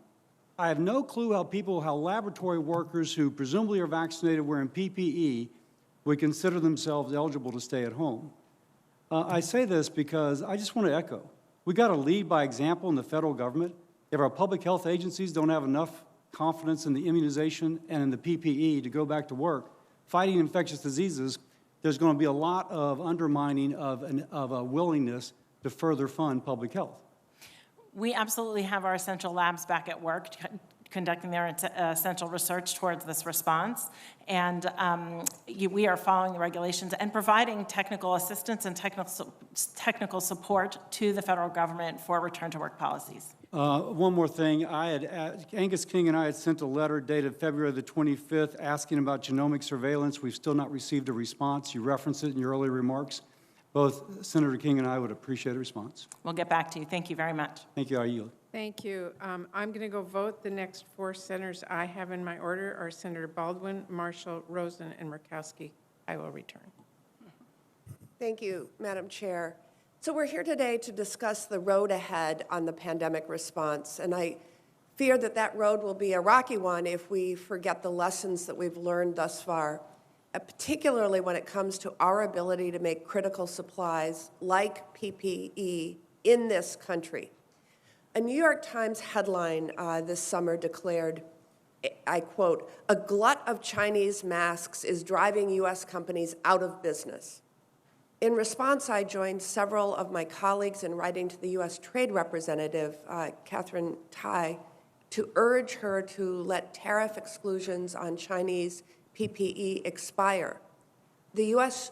Trade Representative is currently weighing that decision.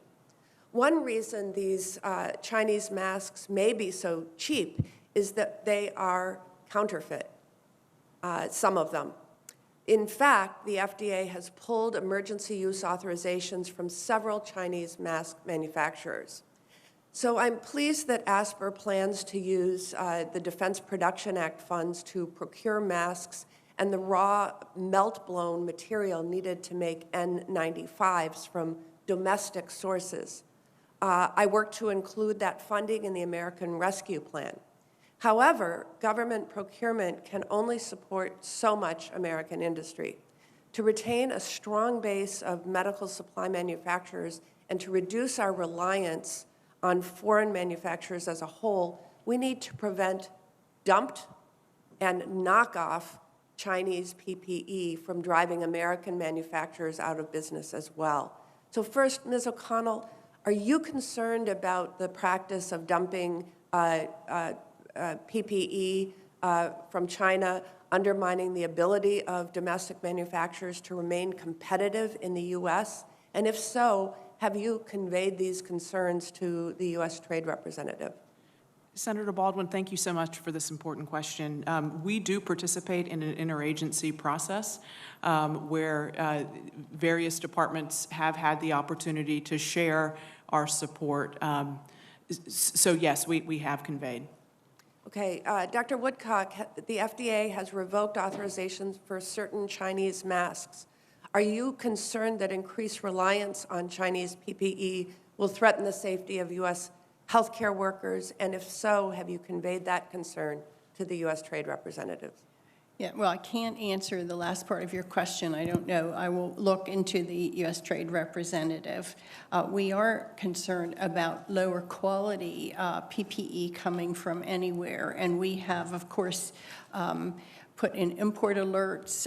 We have chased down and identified suppliers who have sent in counterfeits. We have tried to do recalls throughout the United States to get these off the market. We are interested in increased authorities because we do not have seizure authority for devices and several other authorities that we have been talking to staff about that would improve our ability to interdict these counterfeits. Thank you. For Dr. Walensky, throughout the pandemic, we've heard about how gaps in the clinical and public health workforce have significantly hampered our response. In particular, we've long faced significant recruitment and retention issues among infectious disease clinical workforce and with health professionals who conduct outbreak preparedness and response activities. As this committee considers policies to better prepare for the next pandemic, I'm working to introduce the Biopreparedness Workforce Act with Senators Collins, Rosen, and Murkowski, which would create a new provider loan repayment program focused on encouraging students to pursue careers as infectious disease clinicians and biopreparedness professionals. Dr. Walensky, as an infectious disease physician and public health leader, I know that this issue is particularly important to you. And can you share your perspective on some of the serious workforce challenges I mentioned and how proposals to bolster this workforce might make a difference in responding to future outbreaks? Thank you so much for those efforts, for your support, and for that question. We know that about 80% of people leave medical school now with debt. About half of those actually have undergraduate debt as well, and the debt for an average medical student is about $215,000. In terms of going into the field of infectious diseases, it is one of the lowest paying fields for all of medicine, all of the subspecialties. In fact, in most hospitals, if you are an infectious disease provider versus a generalist, your salary is less as an infectious disease provider. If we are going to bolster the public health workforce with infectious disease physicians, this kind of support will be essential. Thank you.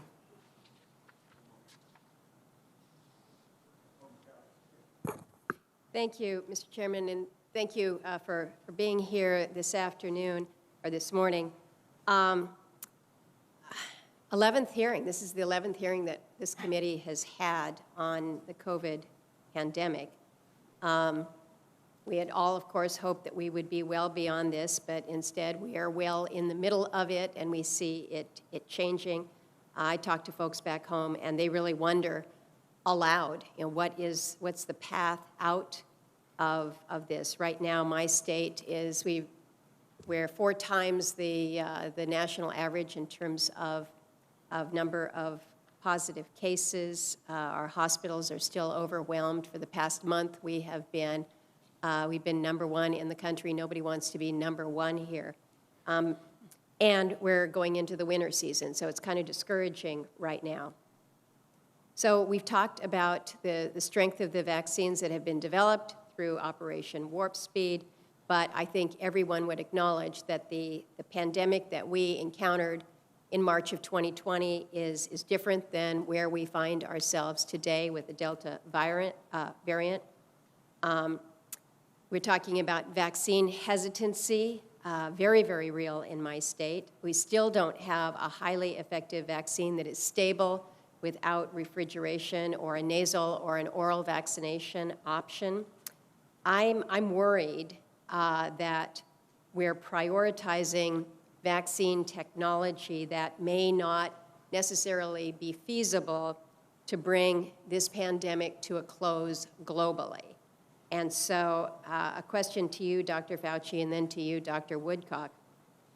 Do you think, Dr. Fauci, that what we have today, the existing vaccine technology that's currently authorized by FDA, is truly sufficient to bring us out of this pandemic, not just the United States, but globally?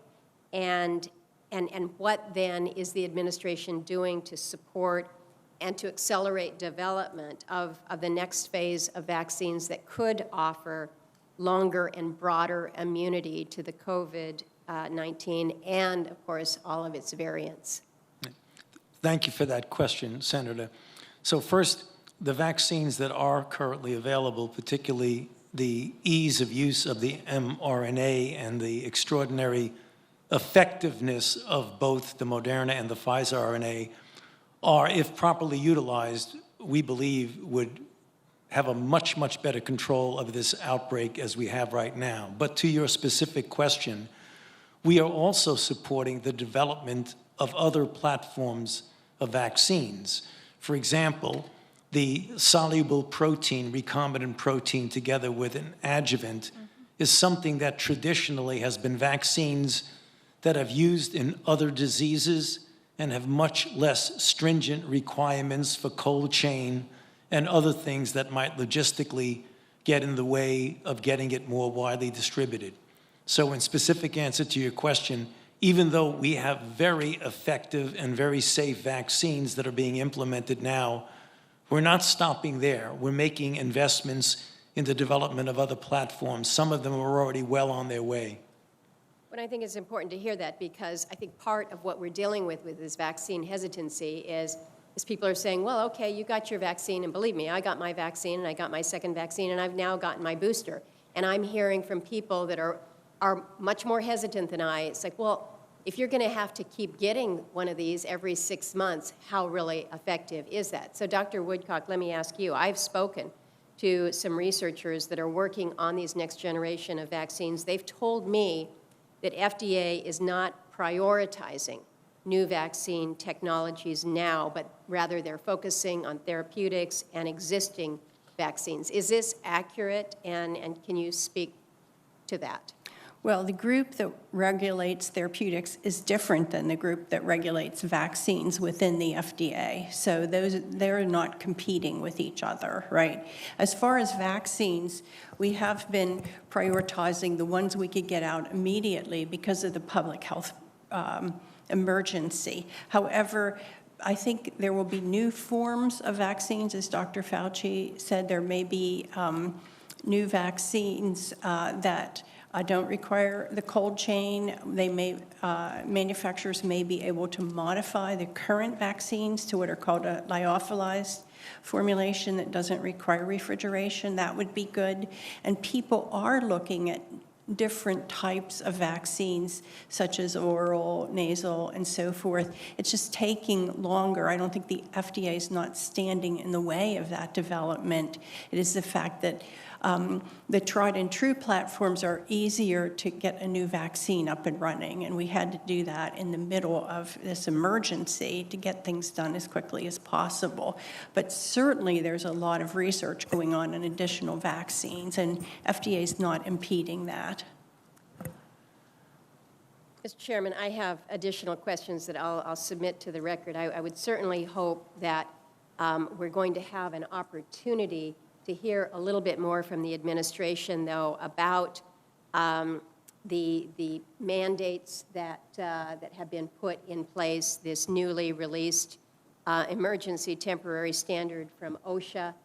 I think these are areas where, when we're talking about vaccine and vaccine hesitancy, we need to be talking to those who are putting in place some of these standards that in my state are causing an extraordinary issue and problem within our workforce. Senator Rose. Thank you, Chair Burr, and of course, Chair Murray and Ranking Member Burr, thank you. And I want to thank everyone for being here today and for your lifelong commitment to saving lives and protecting us. It is something that people don't realize as you go into these careers, what the motivation is, and I thank you for that. I want to talk a little bit today about the supply chain, because as we've seen throughout the pandemic, our reliance on just-in-time supply chain for essential goods, especially emergency medical supplies, it really leaves us vulnerable to critical shortages. When we were experiencing acute shortages of essential supplies like masks and gowns, many small manufacturers in the United States, well, they stepped up to change what they were producing to meet this public need, like Polar Shade, a Las Vegas company that switched from making window coverings to PPE during the crisis. My office heard from a number of companies looking for federal guidance to receive technical assistance on quality standards where the essential goods were needed most. But there was no system in place to handle this type of situation. That's why I introduced with Senator Cassidy the Bipartisan Strategic Planning for Emergency Medical Manufacturing Act. It's going to create a voluntary domestic backup manufacturing network, a process for manufacturers to plan ahead, prepare, receive this guidance and federal contract opportunities before a disaster strikes, so they're ready to go when needed. And of course, we heard from Senator Baldwin about people dumping supplies that are not quality. So Ms. O'Connell, how did the gaps in our domestic supply chain, how did they hinder COVID-19, the initial response last year, and what gaps remain today? And I want to work with you on advancing a bipartisan solution to strengthen our networks. Senator Rosen, thank you so much for this important, for bringing up this important topic, and I would really look forward to working with you as well. So when the pandemic first started, we experienced something where the whole world wanted and needed the same supplies at the exact same time, and many of them were being made overseas. So in that time, thanks to a lot of funding that's come from Congress, we've been able to invest $1 billion in various domestic manufacturing efforts. Now, that doesn't fill all the gaps yet, but we're continuing to look at various projects and send money out the door. One of the things we're doing that I think you'll be interested in is creating a domestic warm base. We're starting to see, and we experienced that even at some phases in the pandemic, where demand for certain supplies increased and then immediately decreased. Right. And what we need is to have this warm base. So we, for example, are putting out a statement of interest in having 140 million N95s capacity to manufacture those per month. And having that warm base capacity, we're investing $115 million in that effort. So we're trying to fill some gaps, and we're continuing to look for opportunities. Great. I look forward to working on that with you. And Dr. Fauci, in that same vein, where we had critical supply shortages as we think about PPE and other things, what about critical supplies of equipment and things for our research labs? How does that impact our ability to do the research, to advance the latest treatments, and how can we overcome those challenges? We had reagents, I know, that we were trying to get, a lot of different things. Yes, that is an issue in some circumstances, Senator, where we have certain reagents, as you mentioned, that are not immediately available because of supply chain issues, and that's the reason why we get concerned when we have supply chain interruptions, which could impact what we do at NIH, which is research. Well, thank you. I look forward to working on that. And Dr. Walensky, testing. It's the key to moving forward through a lot of this. Whether you have vaccination, treatments or not, we need robust testing. And a lot of people can't pay for the out-of-pocket. The turnaround can be slow. So what support is the federal government providing to help states increase their ability to have fast, reliable, and free testing when it comes to labs and staffing? That is critical for our economy, people to go back to work. Absolutely, and we've been working very closely with states and jurisdictions in order to roll out testing, and free testing support. We are working closely with states and schools. We've rolled out $10 billion, thanks to you and the American Rescue Plan, to provide testing in schools, and importantly, personnel, school nurses, as well as the technical assistance as to how, and toolkits for our schools as to how we use these tests, where best to use which test, and then peer-to-peer school advisors. If a school wants to roll out a testing program, how you might do that and how they might work with another school to understand what the challenges are and how to overcome them. Yeah, schools are key. Well, I see that my time has expired. Thank you all again. Appreciate it. And Madam Chair. Thank you. Senator Marshall. Thank you, Madam Chair. I want to start by asking unanimous consent to submit several documents. The first are 40 publications that support natural immunity. 40 publications.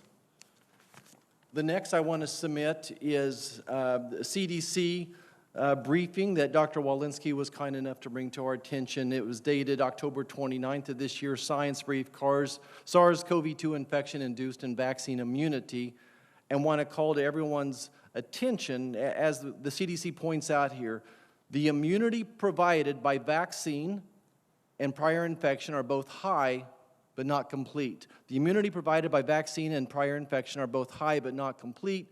And for now, the last, what I'd like to submit is something, the CDC's MMWR release volume 7, October 29, 2021, laboratory confirmed COVID-19 among adults hospitalized. Along with that, a review by a Dr. Martin Kuhldorf, as well as some comments from some 20 physicians. I asked just to look at the study just with concerns about that particular study. Without objection. You know, this morning I'd like to focus on immune versus non-immune, as opposed to conflating those who have natural immunity plus the vaccination. I will give you, there are some studies that would support some benefit to giving a vaccine to those who are already immune from natural immunity. I give you that, but the issue today I want to really lock in on is natural immunity versus vaccination immunity.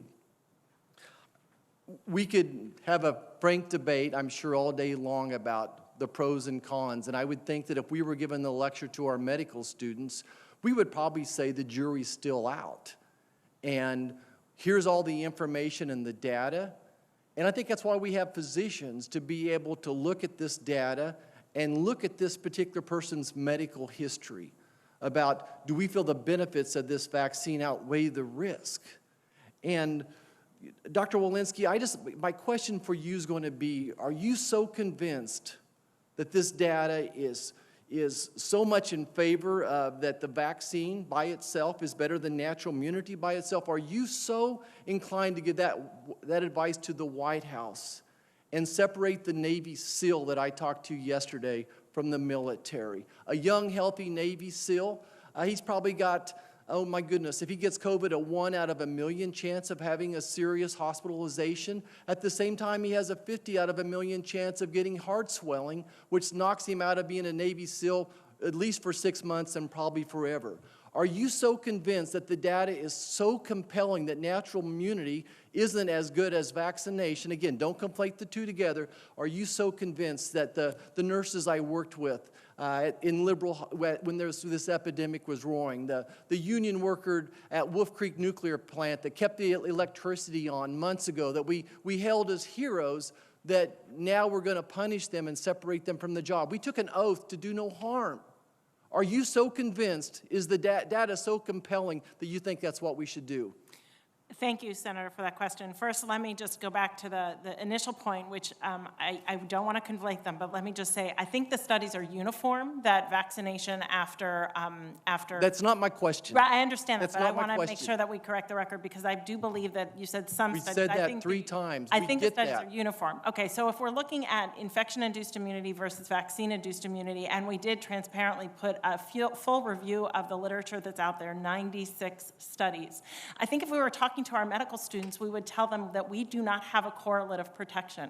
We can't measure whether you are protected or not, and we do know by virtue of the fact that our vaccine-induced immunity studies know for certain a date that we can follow what those correlates of protection are in effectiveness studies, and we don't have the capacity. Not only do we not have a correlate of protection at an I antibody apologize. level, I need to move on. I apologize. Next, I want to submit for the record, ask unanimous consent. First of all, is an email from Peter Daszak dated July 11th, 2016. It says, "Dear Jenny, this is terrific. We're very happy to hear that our gain-of-function research funding pause has been lifted." Our gain-of-function funding pause has been lifted, along with, of course, the studies that go along with that. Dr. Fauci, who reviewed the grant proposal, and this is, of course, the one that's in the news, 1R01AI110964, project title, Understanding the Risk of Bat Coronavirus Emergence. Who reviewed the grant proposal? Who made the decision that the grant would not be subject to the pause of gain of function? Who came up with the language allowing exemptions to be made? Was it the awardee or EcoHealth? Senator, I'm not so sure what you're asking. You say that I do that? No, I'm asking who would make that type of decision? As to what? Who would decide to make a pause in the viral gain of function decision for this particular research policy, this research request, again, from EcoHealth? It's dated 5/27/2014, that Peter Daszak would respond. This is terrific. We're very happy to hear that our gain-of-function research funding pause has been lifted. Yeah. Yeah, who would make that decision? Okay, so I think conflating the words gain-of-function research pause, the question is, it was asked of the trained staff at the Institute if this research would fall under the pause for gain-of-function, and it was determined by trained staff that it did not. Because at that time, there were two components of guardrails. There's the guardrail of prior to 2017, which is whether or not an experiment is designed to enhance the transmissibility or the pathogenesis. Right, we understand that. We've been through the depths. So that didn't rise to your level. Senator Marshall, your time has expired. We have two additional senators plus closing remarks. I think these are very We're way over important time. questions that America would like to know the answer to. And if you could submit them for the record, we could get a response. Will you commit, Dr. Fauci, to answering our questions that we're going to submit for the record? We always answer questions that are submitted to the record, of course. Thank you. Thank you. Senator Lujan. Thank you very much, Chair Murray and Ranking Member Burr. And I very much appreciate my colleagues' comments and attention to ensuring maximum vaccination in the United States, especially ensuring all American children who are eligible get vaccinated. Because of that line of questioning, I'm able to turn my attention in another area that has been talked about a bit today, but I hope we can dig a little deeper. And although the United States is making progress vaccinating people, I'm concerned about the low level of vaccination in low and moderate income countries. For interconnected border states like New Mexico, our physical and economic health depend on international cooperation. Much of the world remains unvaccinated, and that puts Americans' health and prosperity at risk. Though 49.6% of the world's population has received at least one dose of COVID vaccine, only 3.7% of people in low-income countries have. And yet in the United States, 15 million vaccines have been thrown away since March 1. Dr. Fauci, I appreciate your comments to Senator Smith on this topic, and again, I'd like to dig in a little more. Dr. Fauci, do low vaccination rates concentrated in parts of the world allow COVID to spread unchecked? Yes, Senator, and that's the reason why, as I've stated publicly very often, that a global pandemic requires a global response. Because when you have vaccine dynamics that are rather robust in countries that are under-vaccinated, then what could conceivably happen may be likely. Certainly there will be mutations, and sometimes mutations aggregate to the point that they lead to a new variant, which would be of concern, particularly if that variant has the potential of evading the vaccines that we already have. And Dr. Fauci, you anticipated both of my follow-up questions, which were asking about the concerns with new variants and evading vaccinations that are currently available. Now, I open this question up to the panel. Yes or no, do low vaccination rates in large swaths of the world put the United States' health and economic recovery in jeopardy? Dr. Walensky? We absolutely need a global response. I think that the line is no one is safe until everyone is safe. Dr. Fauci? Definitely, yes. Dr. Woodcock? Yes. Ms. O'Connell? Yes. Dr. Woodcock, the more attention that is brought to this area, my question is, what more can be done or can we be doing in the United States to ensure countries have the data they need to approve vaccinations in country?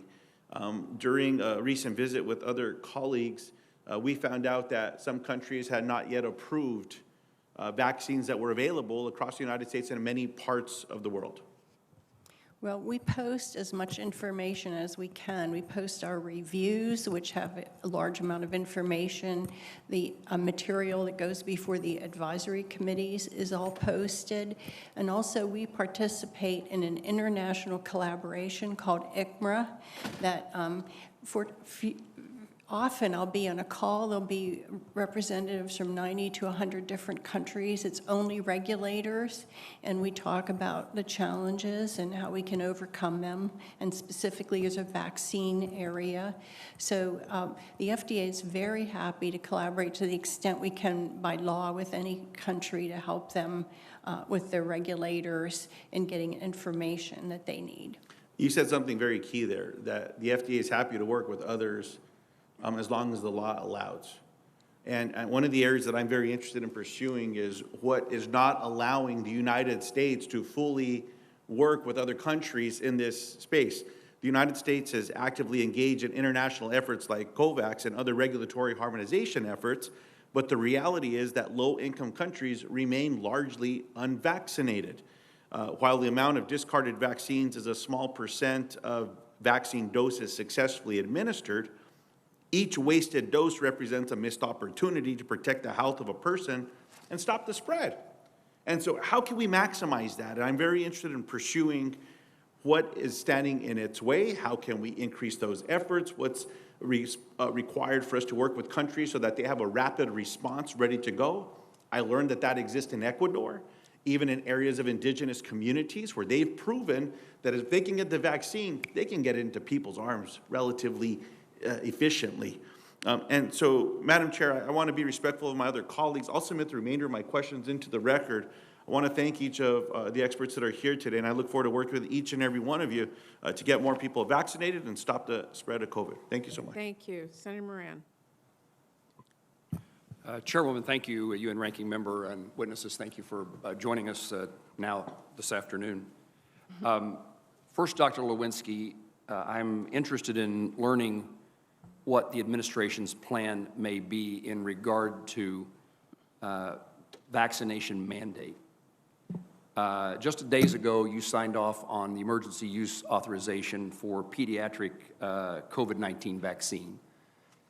The issue of mandates is roiling across the country, and while there are many parents who are interested and willing to get their young children vaccinated, there are also other parents who still question the pediatric use emergency use authorization and are concerned about a potential federal vaccine mandate. I share the concern about federal vaccine mandate. I urge the CDC and the administration against implementing a vaccine mandate for students. Forcing parents to vaccinate their children as a requirement to attend public school would be, without a doubt, a federal overreach.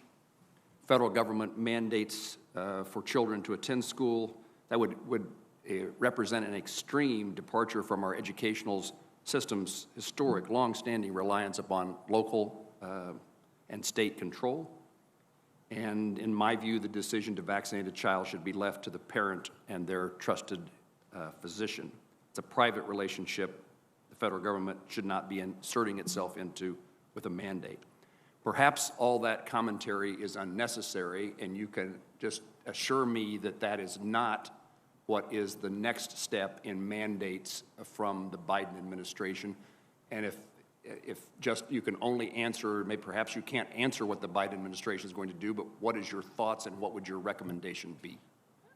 Thank you, Senator Moran. I am delighted that this week we were able to strongly recommend that 28 million children receive a COVID-19 vaccine to prevent infection, to prevent severe disease, long COVID, multi-system inflammatory syndrome, as well as death in the children that we have seen between the ages of 5 and 11. Those recommendations are strong. They are after endorsement of the FDA's emergency use authorization. Vaccine requirements are left for schools are left to the local jurisdiction, and so we will leave those to the local jurisdiction to make those decisions. So Kansas parents who may have concerns about whether or not their children will be able to attend school, that will not be a decision that's made without a vaccine. That's not a decision that will be made by the CDC or the Biden administration, but remain a local decision to be made by a local board of education. I will always encourage that parent to get their child vaccinated and speak to them about the information and communication and education that they need in order to get their children vaccinated. Right now, at this moment, those decisions are made at the jurisdictional level, as they are for vaccination of other vaccine-preventable diseases among children. I felt better when you said, before you said right now, and that just causes me to, again, ask, is there any intention to change that long-standing practice? Not to my knowledge. Thank you. Let me call on Ms. O'Connell. Ms. O'Connell, I've been a supporter and seen the value. A long time ago as a House member, I offered a Moran 10-point plan on saving healthcare costs, of reducing healthcare costs. One of those components is the value of community health centers. And I'd like to give you the opportunity to tell me what it is that can be done, should be done, to continue to include those community health centers who have played an integral part in combating COVID-19, that they're capable, more capable, and prepared should there be another pandemic. Well, Senator Moran, thank you. This is one of the things that you and I have in common. Strong supporter of our federally qualified community health centers, our rural health centers, and the program that HRSA runs to support both. We've seen the FQHCs play a significant role in distributing vaccine. We're also running a pilot program right now, which allows them to distribute free at-home rapid tests to families, and I think that's another important way in which they can contribute to this response. We're hoping to scale that up by Thanksgiving. Right now it's in 8 states.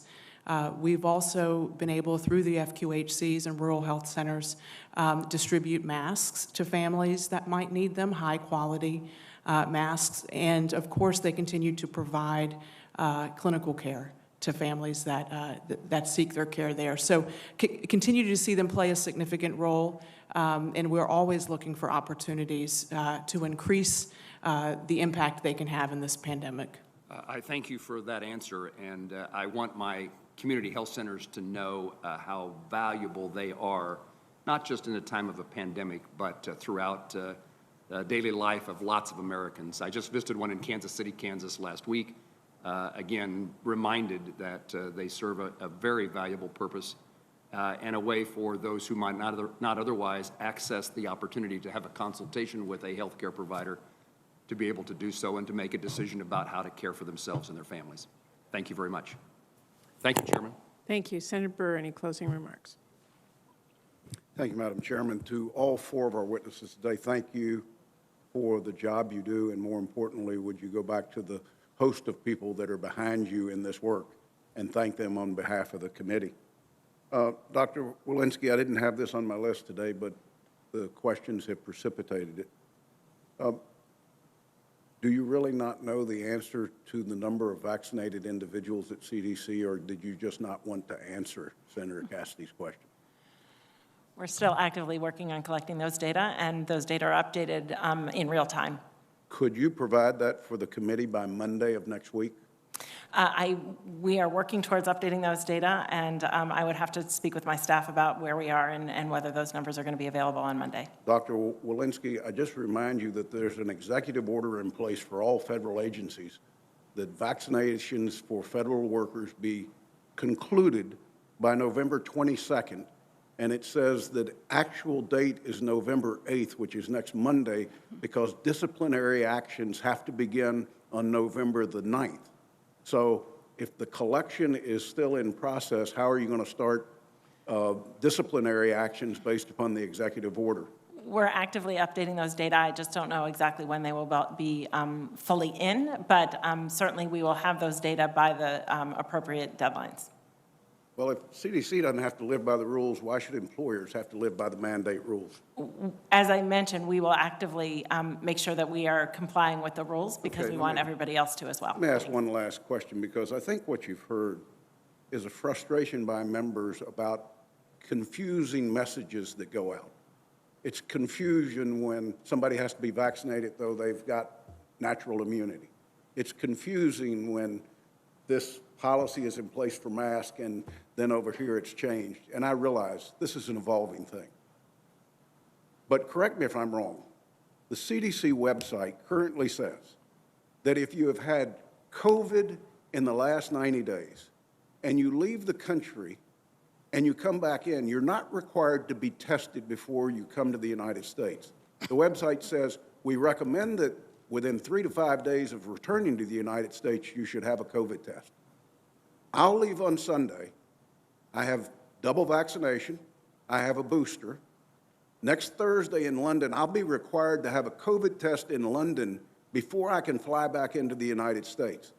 The CDC's own website puts more value on natural immunity than they do on 2 vaccine shots and a booster shot. Our guidance is intended, first of all, let me just say, I think our guidance is very simple when it comes to vaccination. It has nothing to do with whether you've been infected or not. We recommend everybody in this country be vaccinated with either 2 doses of a Pfizer or Moderna vaccine or a single dose of a Johnson & Johnson vaccine. It couldn't be more simple. Everyone should get vaccinated who is eligible to be vaccinated. With regard to our travel, guidance and our travel restrictions are to keep Americans safe, to keep people traveling to the United States safe, and to keep our local communities safe. Let me repeat what the guidance is. That if I leave the country and I've been infected and recovered from COVID in the last 90 days, I can come back in the country without a requirement to be COVID tested before I come in the country, though I'm recommended once I get in the country to have a test within 3 to 5 days. If I'm vaccinated and I'm boosted, if I leave the country, I've got to physically be tested outside the United States before I can return to this country. I'm not asking a question, I'm making a point. Senator, that is so confusing. That is so confusing that there's every reason to believe that the American people can look at this and say, what in the hell are you guys doing? What are you judging this based on? It's not common sense, and it's certainly not science. The scientific ground for these tests is that these PCR tests can stay positive up to 12 weeks. And so what we're working to prevent is that people who would have a persistently positive test from prior infection not be confused with people who are newly infected in that country. They actually have to prove that they've had a positive test. So we're not looking and misdiagnosing them as newly infected. Well, it's the science that's informing that policy. Your stated policy suggests that you put more value on natural immunity. It does. It does. It's the performance of the diagnostic tests, unfortunately. Thank you, Madam Chairman. Thank you. That will end our hearing today, and I want to thank our panelists, Dr. Walensky, Dr. Fauci, Dr. Woodcock, and Assistant Secretary O'Connell. You've all been very patient, and we appreciate a very thoughtful discussion about our ongoing response to this pandemic and the path forward, and I really do appreciate all of you being here today. For any senators who wish to ask additional questions for the record will be due in 10 business days, November 19th at 5 p.m. And with that, the committee stands adjourned.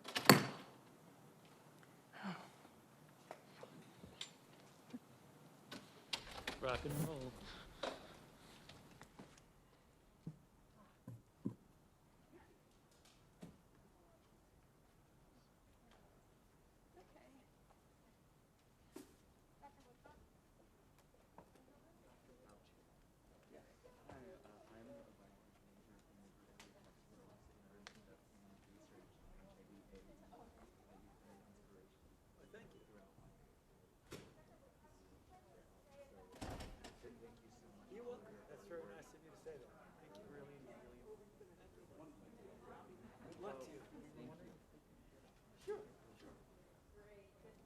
Oh, yeah. Hey, buddy. Thank you.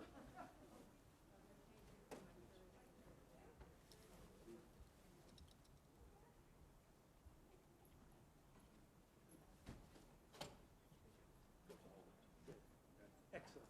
Way to go. Thanks. Appreciate it. Dr. Fauci, thank you so much. Thank you so much. You're doing a great job in keeping things under control. I used to take pre-spills, so you just take a deep breath. Thank you. Yeah, I got you. Sure. Thank you so much.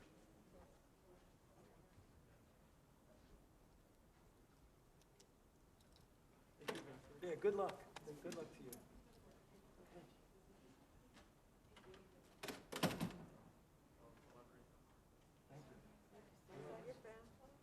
Hey, how are you, Sean? Good, how are you? I'm good. So, you got some fans and you got some, not, It's life. Life is fancy. yeah. How you doing? So, good. Have you given any more thought to our discussion the other night? No. Is there anything you can tell me? No. Really? Yeah, still working on it. All right. Maybe you can nudge them to respond. Okay. I will try. Thanks.